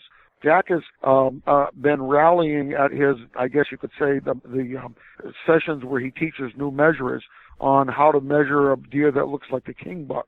Yet he has never written in Boone and Crockett's Fair Chase magazine any definitive explanation of how or why that point should be called abnormal. And he won't put his name to that. That's the problem. There was a picture of it at one time a few years ago, very deceiving camera angle picture to make the deer look different than what it is. But basically what it is the G2 point and the G3 are separate points.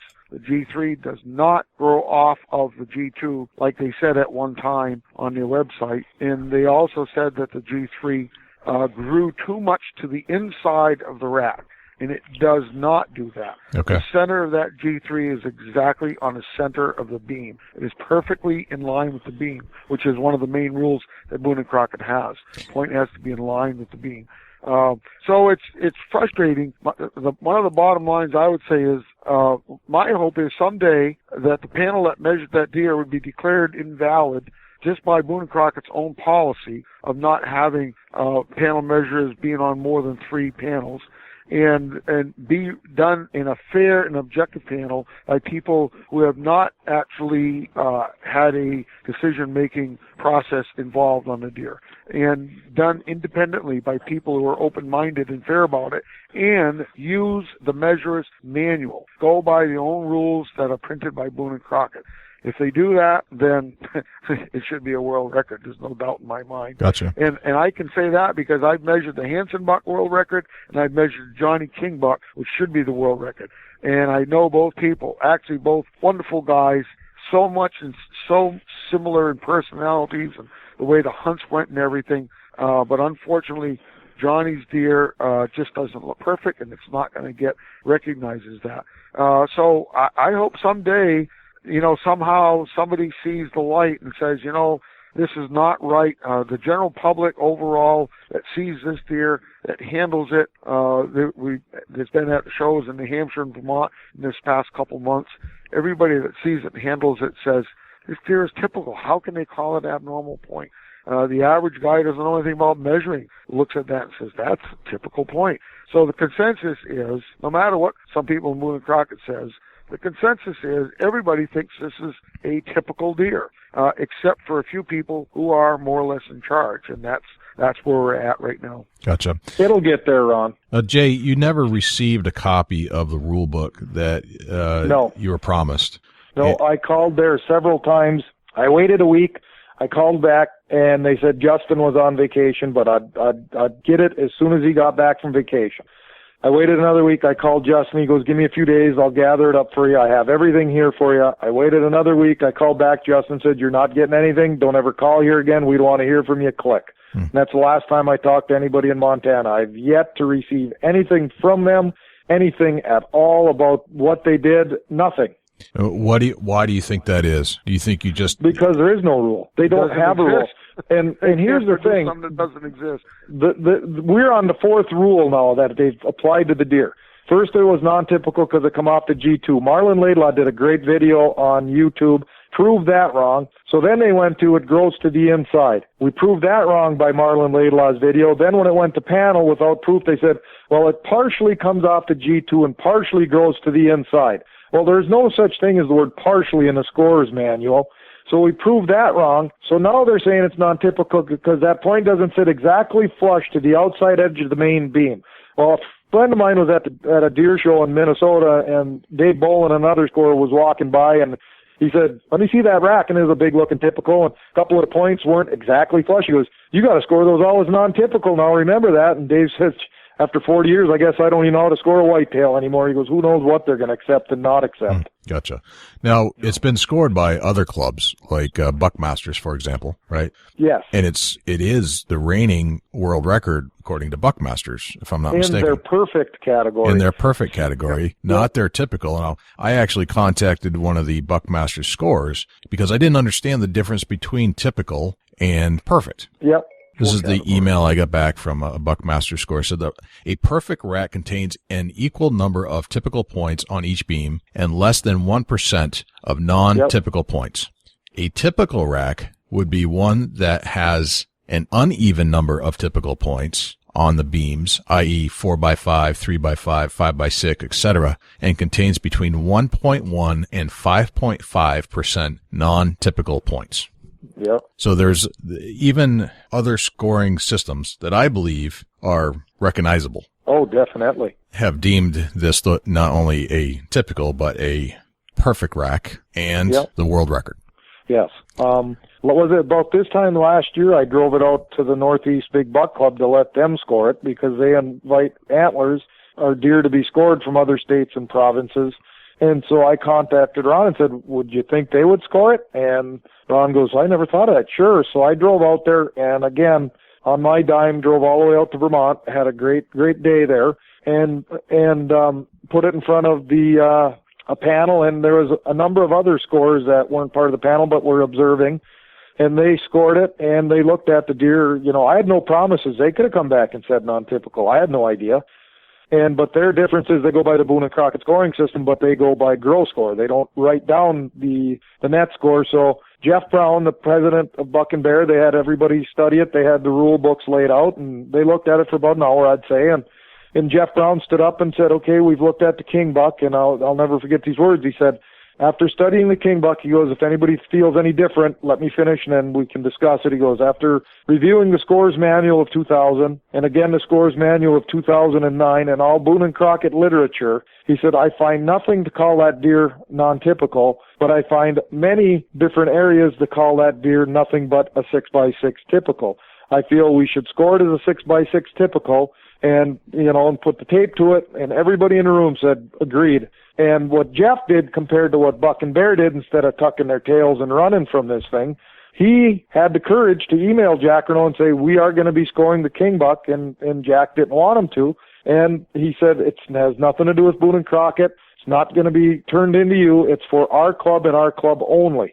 And they scored it, and he again contacted Jack Renault and said, we scored it. We came out with a 6x6 typical, and they're still in existence. I think Buck and Bear Club, as many great guys are on here, they've been infiltrated by some of these old guard Boone and Crockett guys that don't want to upset the apple cart. Where so many guys over the weekend come up and someday we're going to score that. Someday we're going to score that. We'd love to score it. And when I was talking to Buck, I said, you Buckner out there, I said, you not only won't score it correctly here, I said, you blocked our own state from scoring that deer. He goes, what do you mean? I said, Buck and Bear is dying to score that deer. 3 times we called panels and 3 times Boone and Crockett threatened them. He goes, we have nothing to do with Buck and Bear. They can score that deer any time they want. They have plenty of knowledgeable whitetail scorers. Again, in the interview with Kerry Butt, Richard Hale said, we have nothing to do with them. They can score it any time they want. So we don't know if these old guard Boone and Crockett guys in Buck and Bear are just saying they're getting threatened from Boone and Crockett just to make them get another feather in their cap, or if it's really happening. The answer is so simple. Take the deer, take your rule book, get some adults in a room and figure it out. After 7 years of backstabbing, name calling, it's ridiculous. It's such an easy fix.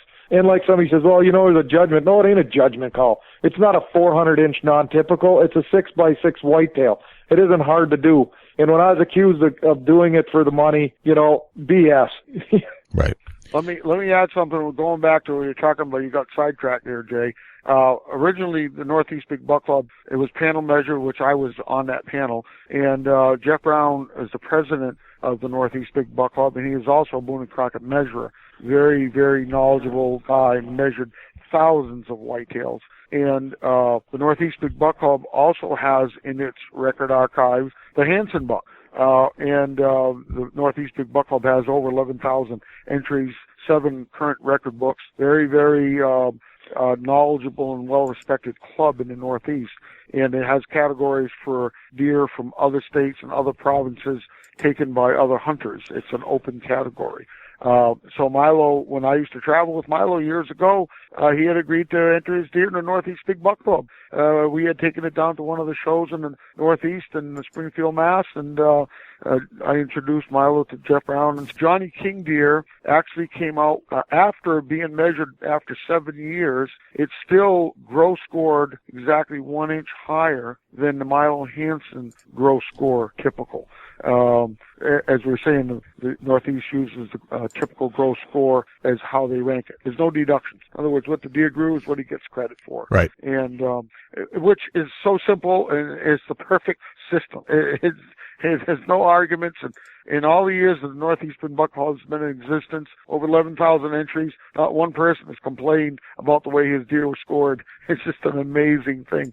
And so the Johnny King deer is actually now the current number one gross scoring typical in the Northeast Big Buck Club. Right. And it beats the Hanson Buck by 1 inch. I believe that is also the case at Buckmasters, if I'm not mistaken. In fact, I think there are other deer that have surpassed the Hanson Buck at Buckmasters as well in the typical category. Yeah, there were, I think, years ago there were 5 or 6 other deer that actually scored higher in that category than the Hanson Buck. Gotcha. So if there are other clubs that are recognized as legitimate scoring entities, why are we so focused on one that isn't doing what we need them to do?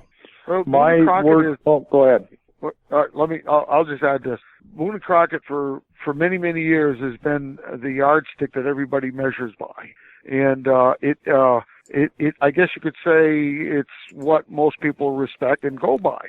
Buckmasters is a great organization, but it just deals in whitetails. Buckmasters just deals in whitetails, where Boone Crockett deals in all species of North America. So Boone Crockett is obviously the well-established club, started by Teddy Roosevelt years ago, right. Well-respected. So it has that authenticity to it, if you would, and maybe that's not the right way to do it, but there has been no point in time, actually, though, where any entity, any government, any agency ever authorized Boone and Crockett as being the sole proprietor of using the term world record. In other words, Boone and Crockett doesn't have the term world record. They don't have it registered as a trademark or anything like that. Right. So they self-appointed themselves as the arbiter of what is the world record and what is not. And that's just based on their own policy, if you would. So, and everybody up until now has basically accepted that. But since the king buck has been killed in 2006, there's been more talk about this deer and the controversy that surrounds it than any other deer in history. And it continues on, and it will continue on. And it does, because there's a terrible injustice being done to this deer. And I don't like to use the word fair, but this is not fair of what's happened. And right now, Boone and Crockett is hoping that this will go away. But I know when you were talking to Justin the other day, or, from what I had heard, he didn't even mention about the king buck being a problem. It's the biggest problem they've ever had in their history. Right. And why he didn't say anything about it, I think he's just trying to hopefully it would die a slow death. But it's not going to die a slow death. And the people are going to keep talking about it forever and ever. Whitetail hunters are passionate, and when they see something like this that's not right, they want to see something done about it, and that's what we've been finding. So I'll continue advocating for a long, long time, and I know Jay will too, because it's the right thing to do. So other than there being just a club that has a huge history in scoring record animals, should there be a different system put in place to score animals across the board? My point of view of that is, I'll take this for a minute, Ron. The way I look at it is, there's a few different scoring systems out there, and it's the hunter's choice what scoring system he decides to go with. I don't like people when they come and they get a deer scored and I thought it scored this, and they knocked it down to that. Well, you knew the scoring system, so it was your choice to have it scored by this group. You have a choice to go to the other one. So I don't want to knock down any group when people have a choice to go where they want. My big beef is Boone and Crockett was the first ones to score the deer. They gladly scored it. They have an obligation to do it by their own rules. you wouldn't go into a world record chess match when you sit down against the guy. You're just about to move your first move in the chess game, and the guy goes, I have these unwritten rules I'm allowed to apply at any time. You'd get up and walk away from the table. Sure. That's our argument is treat it fair, and the deer deserves better than this. Johnny deserves better than this. Let me add to this here. Originally, the system that we use today by Boone Crockett was devised in the early 1950s. And about 5 or 6 men came up with the system. They spent quite a bit of time at it. And I've always felt that it was flawed to begin with because they based the Boone Crockett measuring system for deer now. Let's talk about white-tailed deer. On a creature that doesn't exist. In other words, they based the system on perfect symmetry. There's no such thing in the world as a perfect symmetrical deer. They may look some that look pretty symmetrical, but there's a difference on the score sheet. And I've always asked the question rhetorically, why do we have a difference column? The deer grew X amount of inches. Why don't we recognize that? We're trying to recognize greatness and trophy. Why does it have to be symmetrical? And that's what the idea was. The original men that designed the system thought that it had to be perfect, had to be symmetrical. My personal feeling is recognize the deer for what it grew and don't try to put a label on it that's impossible to attain. I don't know of any deer that has 0 deductions. I never heard of any white-tailed mule deer or anything. Basically any animal that has 0 deductions. I've never seen that on a score sheet. I'm not saying it doesn't exist. Right. So our system is based on something that is in this world. It doesn't exist, and to me, that doesn't make sense in a philosophical sense. We should recognize the trophy for what it is and what it grew. And in that vein, I would say the Northeast Big Buck Club has the best system of all. It recognizes everything that the deer grew, including the legitimate inside spread, which is, yes, an air measurement, but that has always been considered a realistic measurement of what describes and tells you what this animal is like. Right. So a 4x5 in the Northeast Big Buck Club gets registered as a 4x5, and it doesn't have any deductions. And it's And when you get, over 11,000 people have entries in a record-keeping organization and nobody complains, I think you're doing something right there. Right. So the Northeast Big Buck Club, it has scored it as the world champ. Yes. Buckmasters has scored it the world champ. I've noticed that under the typical scoring system, there's 17 other deer since the Milo Hanson buck, and it's not the reigning world champ according to Buckmasters. There's 17 that are scored higher than that. Yeah. It's just the parodies between different scoring systems are dramatic and incredibly interesting. Well, the Safari Club International scored the Hanson Buck too, and they scored that as a 6x6 typical also. Gotcha. And they scored Johnny's deer as a 6x6 typical. But Safari Club has quite a different system of measuring where they include abnormal points. So you can't really compare their system to Buckmasters and Boone Crockett at Northeast. So again, the Northeast, I think, is, if you wanted to say what's the best system, I would say Northeast Big Buck Club. Personally, I think is the best system. For 25 years, I've always felt bad that I had to explain to someone, well, you got a beautiful 9-pointer, but we can only measure 8 of those points, and that one doesn't count. And they look at me like, well, why not? He grew it. And I'd have to say, well, I don't make the rules. I just tell you what they are, And, right. You're just the messenger. One of the frustrating things. Yep. So do you think we need a scoring system that does every inch of the antler, the gross actual antler? I think there's enough scoring systems out there. There's guys that want to do that water displacement. But my word to that is, what are you going to do? Have scorers riding around with a 55-gallon drum of water and a mop going to people's houses, dipping antlers? Yeah. Right. Well, again, the Northeast scores every inch of antler on a typical frame, and it has some abnormal points. Those aren't deducted out. They just measure the typical frame, and that's what your score is. Boone and Crockett system, you can take a huge non-typical deer with a lot of abnormal points. And a lot of people don't realize this, but when you measure non-typical in Boone and Crockett system, you first have to pick out the typical portion of that frame. And then you subtract the side-to-side differences. Even though it's a non-typical, you're still going to subtract the side-to-side differences. And then you add in the abnormal non-typical points, which doesn't make any sense. If you're scoring as of a non-typical, then you should score the whole thing that way. But that's the system that was done, and everybody over the years has accepted that.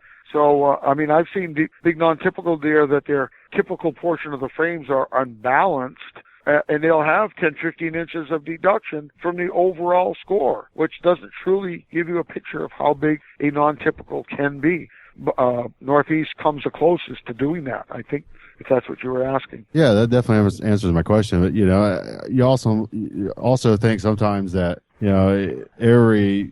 usually big racks, let's say 5, 6 year old mature deer have a lot of kicker points, abnormal growth on the G2s, 3s, and so on. Yep. I think that should be, and I understand the mainframe, coming off the mainframe is the way that Boone Crockett scores, but in my eyes, that's still bone coming off that G2. That's still an abnormal point. Yeah. Yeah. I feel that there should be a scoring system that recognizes everything, no matter what it is. Say it's over a quarter inch, it should be a counted scoreable point. That's kind of the point I was getting at. And coming from you guys. Well, yeah, I think, the 1 inch rule is something like it's been the standard that everybody's accepted. Although when you measure caribou points only have to be 1/2 inch long. So there you go. Why is it in caribou they only have to be 1/2 inch, but whitetails they have to be 1 inch? So there are some discrepancies. You can have a whitetail deer that has a point that's 7/8 of an inch. But it doesn't get counted as a point because it's not 1 inch long. Right. There's a lot of deer that have several, I'm saying more than 10 abnormal points that does not add up to 1 inch. That's a lot of score, Rack. That's a lot of bone. That's a lot of bone that the deer grew that he's not getting credit for. So there's no perfect system, I guess, is the bottom line, and there's no perfection in the world. So what are you going to do? I always thought that it would be interesting to have a scoring system that not only incorporated the antler, the inches, the symmetry and the spread, but also the weight of the deer that represents a more mature deer, especially listening to like Milo. He said that his buck wasn't even a mature buck technically by age. It was 4 years. I can tell you something about that. Milo's deer, they estimated at 4.5 years old. Right. He had a small body. Literally, when we traveled around the country, he and I spoke to thousands and thousands of people, and one of the most asked questions is, how much did the deer weigh? Milo never weighed the deer because they don't weigh deer in Saskatchewan, basically. But he figured it was under 200 pounds live weight, which in a sense is a big deer in most places. Right. But for Saskatchewan, it wasn't. And it was probably 4.5. Now, I can tell you from experience that traveling with Milo, one of the things that people remarked is they looked at the deer and they thought it was a great looking deer, but in a lot of cases, I wouldn't say they were disappointed, but they were surprised at how delicate it looked. The Hanson Buck is not very massive at all. There's only one circumference that's 5 inches. Everything else is under 5. And people, when they think of a world record, they expect to see monstrosity type stuff.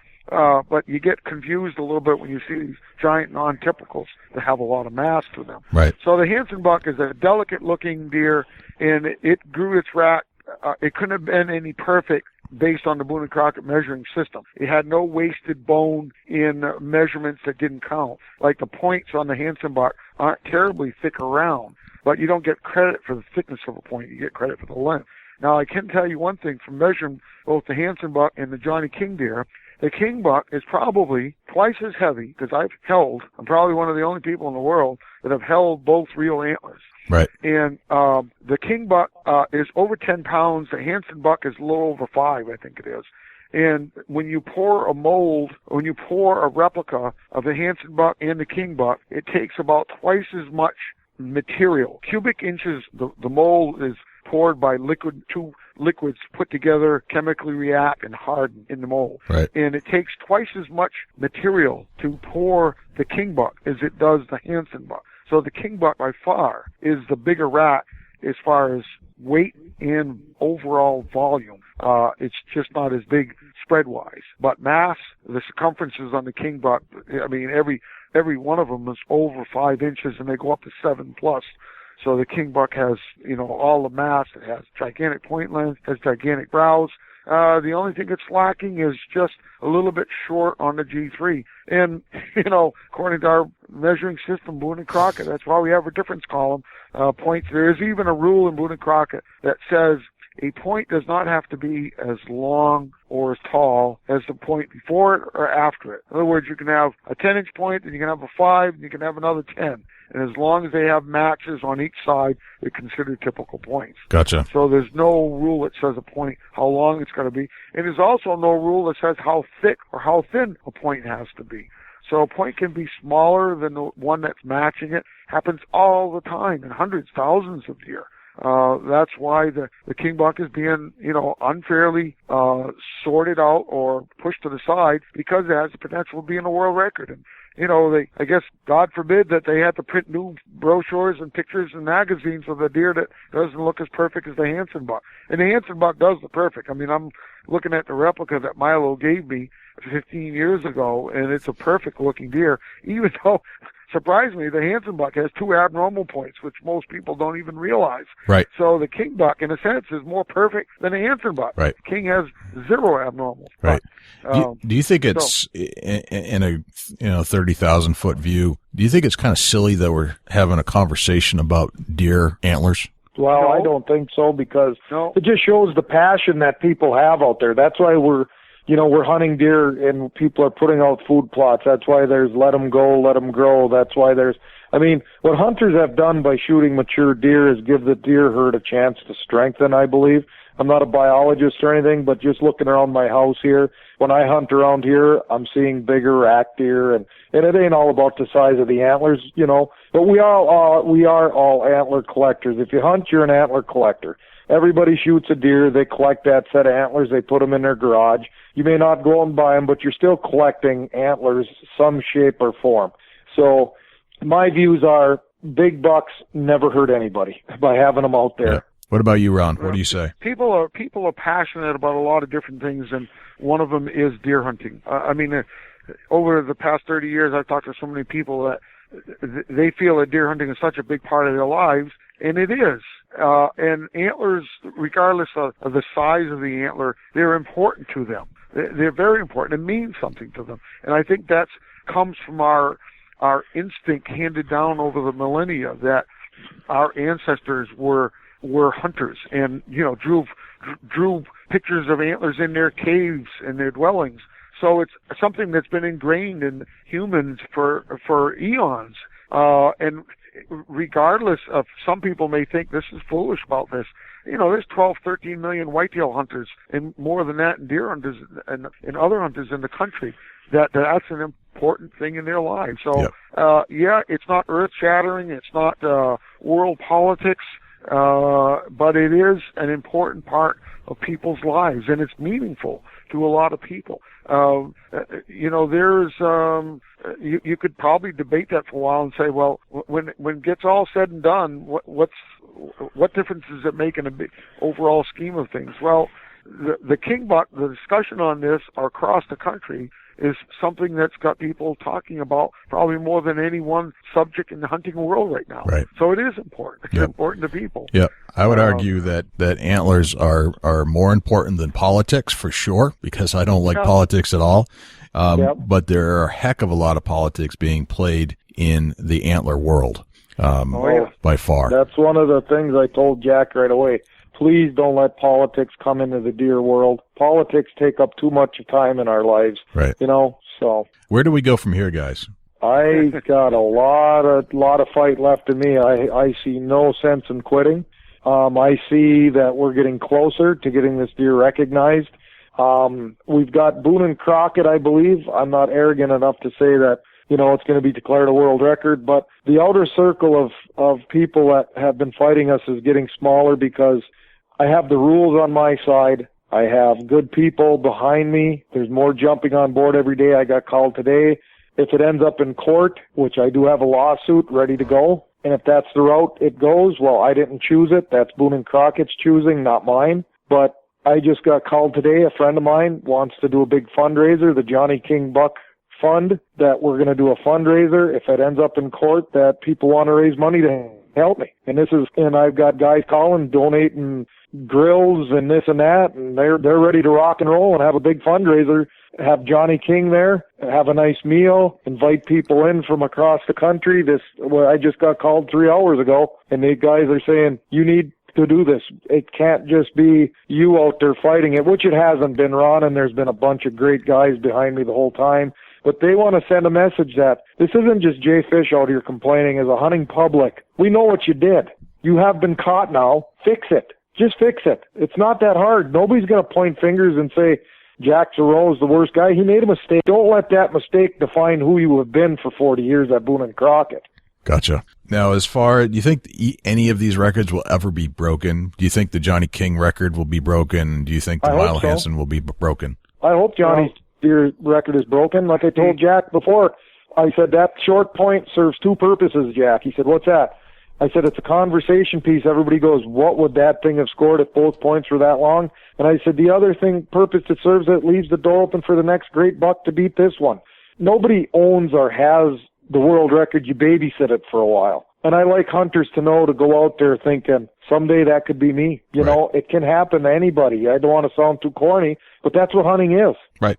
Absolutely. I completely agree. Well, I think, that if it were accepted at the 218 and 4/8 like its original entry score, that's 5 inches higher than the Hanson Buck. And the Hanson Buck, almost 5 inches. And the Hanson Buck, when it broke the James Jordan record, it broke it by 7.5 inches, which was incredible because the Jordan Buck lasted forever and ever and ever.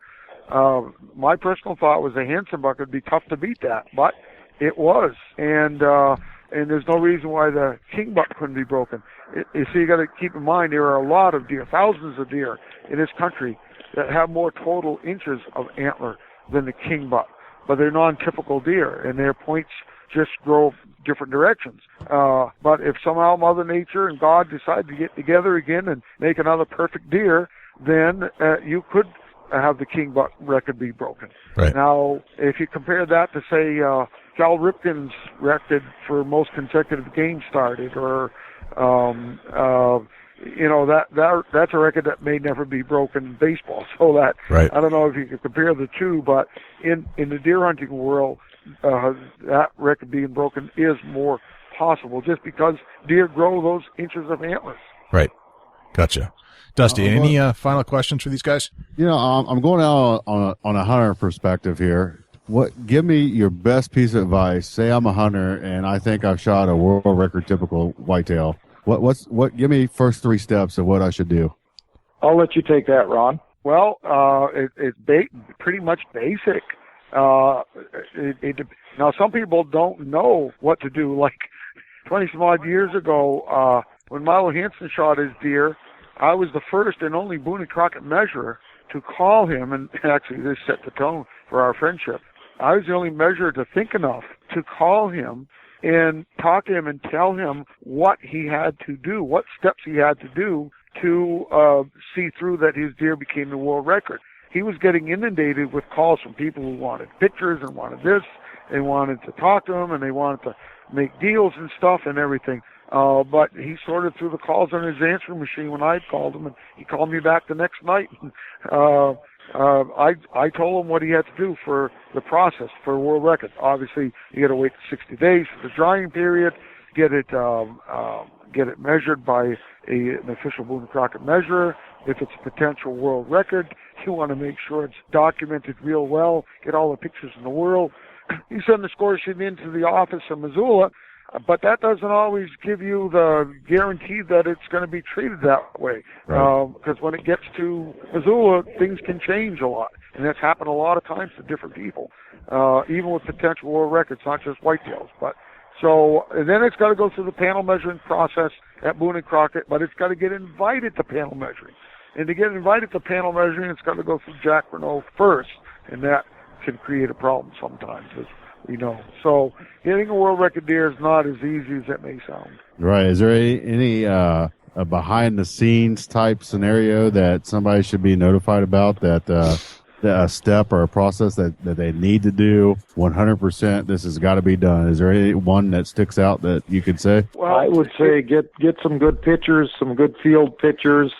I would even say get a dang witness nowadays, and just follow a lot of common sense. And like I always tell everybody, if you do that, you're going to get a lot of advice from a lot of different people. Right. If you don't feel comfortable with it, don't do it. It's your deer. Nobody can ever tell you what to do with your deer.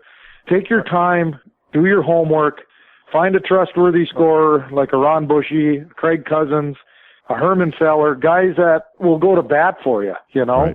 Right. Well, one thing I would suggest, and this I say in all seriousness, do not post any pictures on the internet of your deer because you're opening yourself up to a world of problems, potential harassment, character assassinations, innuendo, all kinds of stuff. Right. The best thing to do is just keep it to yourself and the measurer who measured it. You can, like Milo did when he shot his deer, he had literally, of course that was before the internet, back in 93 in a sense, 94. Right. So it didn't travel around the country and the world as quickly. But he actually had his deer measured by 3 individual Boone Crockett measures, and they measured it at the high school in his town where 400 people were watching. And Bill Jordan from Real Tree Camo filmed the whole event. So it was pretty well documented the way it went down. Right. I mean, that's the type of thing that can be done, but it's still going to go through the so-called hoops of the Boone and Crockett, the office, and then panel measuring. And by Boone and Crockett's rules, it has to go to a panel measuring process before it can be declared official world record. The odds of somebody shooting another world record deer, pretty slim. It's been 20 years. It's been 20 years since Milo shot his deer. He shot it in 1993. We can't rule it out though. No. I mean, it could be another 20 years, or it could be 2 years. Right. That's one of the great things about hunting. You don't know what's going to happen. Johnny had no idea what was going to happen in that day.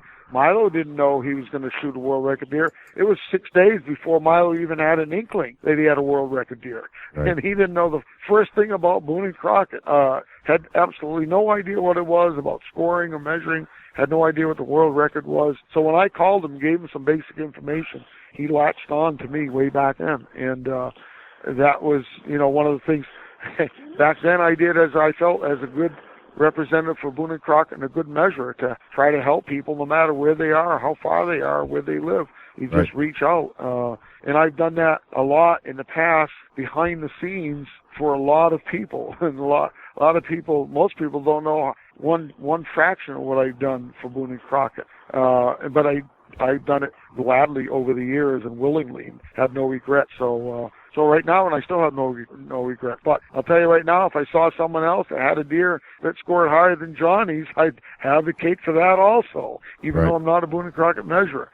Just do what you think is the right thing. Excellent. Awesome. Well, guys, I think spent a lot of time talking about this, and I hope you feel like I gave you a great voice and platform to get your story out. Yeah. Oh, is that fun? Have fun editing this. Yeah, thanks. Appreciate that. I don't envy you there. It's going to take more than a couple paths to get through this.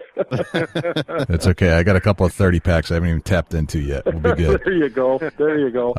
No, it's one of the things that I would like to put on there just in closing. And like one of the first times I talked with Jack and I was accused of being a troublemaker, I said, you know what, Jack, if you would have treated Johnny King by the rules and correctly from day one, my name would never, ever be mentioned with the King Buck, and it should be hanging on Johnny's wall, not me having to fight people I don't even know over it. Right. Yep, and that's a very good point. Very, very good point. Guys, this has been great. I've thoroughly enjoyed your stories and telling us everything that goes along with the Johnny King Buck. Hope it gave you enough information that you can use, and maybe, hopefully, when you put this out there, it'll help a lot of people who may have some misinformation. It might clear it up for them. Right. Get a better understanding of this whole situation. Exactly. Sure. Yep. But thank you very much for joining us on the Big Buck Registry's Big Buck Podcast, and hopefully we'll see you at a show real soon. Thank you so much, guys. That blew me away. Unbelievable.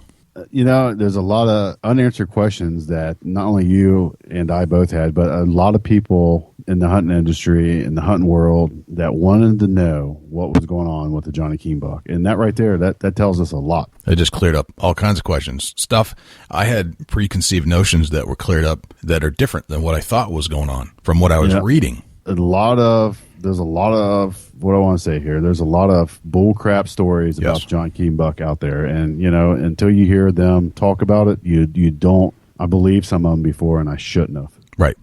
I disbelieved some of it before and I shouldn't have, and the clarification that we just got from J-Fish. That's what we needed. Right. And here's why I like the podcast when it comes to doing anything, is because you don't rely necessarily on the word of the writer, so to speak. I mean, a writer's going to spin an article, the media, the television, they're going to spin the article into their perspective. They're writing it. You have to read their opinion. On the Big Buck Registry podcast, we go out and we get the person and they get to tell their own story, and we'll hammer them with questions and we'll get to the bottom of it, but you're going to hear it from the horse's mouth. That's the difference. Absolutely. You know, and that's the Big Buck Registry, Big Buck Podcast. Right. That's what we're here for. We're digging deep. We're going the extra mile, and we're getting answers that we want and everybody else wants. Right. So we hope you enjoyed the show. Check us out next week. Got a great show coming up next week. We're going to talk to Billy Arnold and his what is potentially the Tennessee new state record in Tennessee. Awesome podcast, and we look forward to talking with Billy, and we hope you enjoy the show. Absolutely. And don't forget to go write us a review on iTunes. If you haven't already, go to iTunes, either on your computer, on your Mac, on your PC, on your phone, or if you're on an Android and you don't have iTunes, go to like Stitcher and write a review about this podcast, because every time you do, we move up in the rankings and it tells us if we're doing the right thing or if we need to change our content. So if you could, go write a review for us right now. That would be most appreciated. And Dusty, if people want to reach you, how do they do it? www.facebook.com/Chubby Tines Outdoors. Jay, how can people reach out to you? www.bigbuckregistry.com is our main site. It's our blog. You can reach us on by emailing me at j@bigbuckregistry.com. Facebook is bigbuckregistry.com/Facebook. You can reach us at Twitter, which is bigbuckregistry.com/Twitter. And you can always give us a call at 724-613-2825. You can leave a voicemail and tell us a buck story, or you can even use that number to text us a picture of a big buck, where we will give it consideration to be reposted on my site. And I think if it looks pretty good, I always share it with Dusty over at Chubby Tines. Absolutely. You know, that we encourage you to do that. Definitely get on the reviews. We need them reviews, and we thank you for doing a review. It only takes a few minutes. Go do it. Yes, please. We beg you. Dusty, that's a wrap, man. This was one of the most intense shows we've ever done, and I'm spent. Yeah, absolutely. You know, it's for the people, for the listeners. It's not only for us, it's for you all too. And that's why we're here, and I hope you enjoy it. Yep. We're going to do it more often and better every time. Yep. It's for us. It's for you. Hope you enjoyed the show, and we'll see you here next week on the Big Buck Registry's Big Buck Podcast. I'm Jay Scott. And I'm Dusty Phillips. And this is the Big Buck Registry's Big Buck Podcast. See you next week. Can't wait.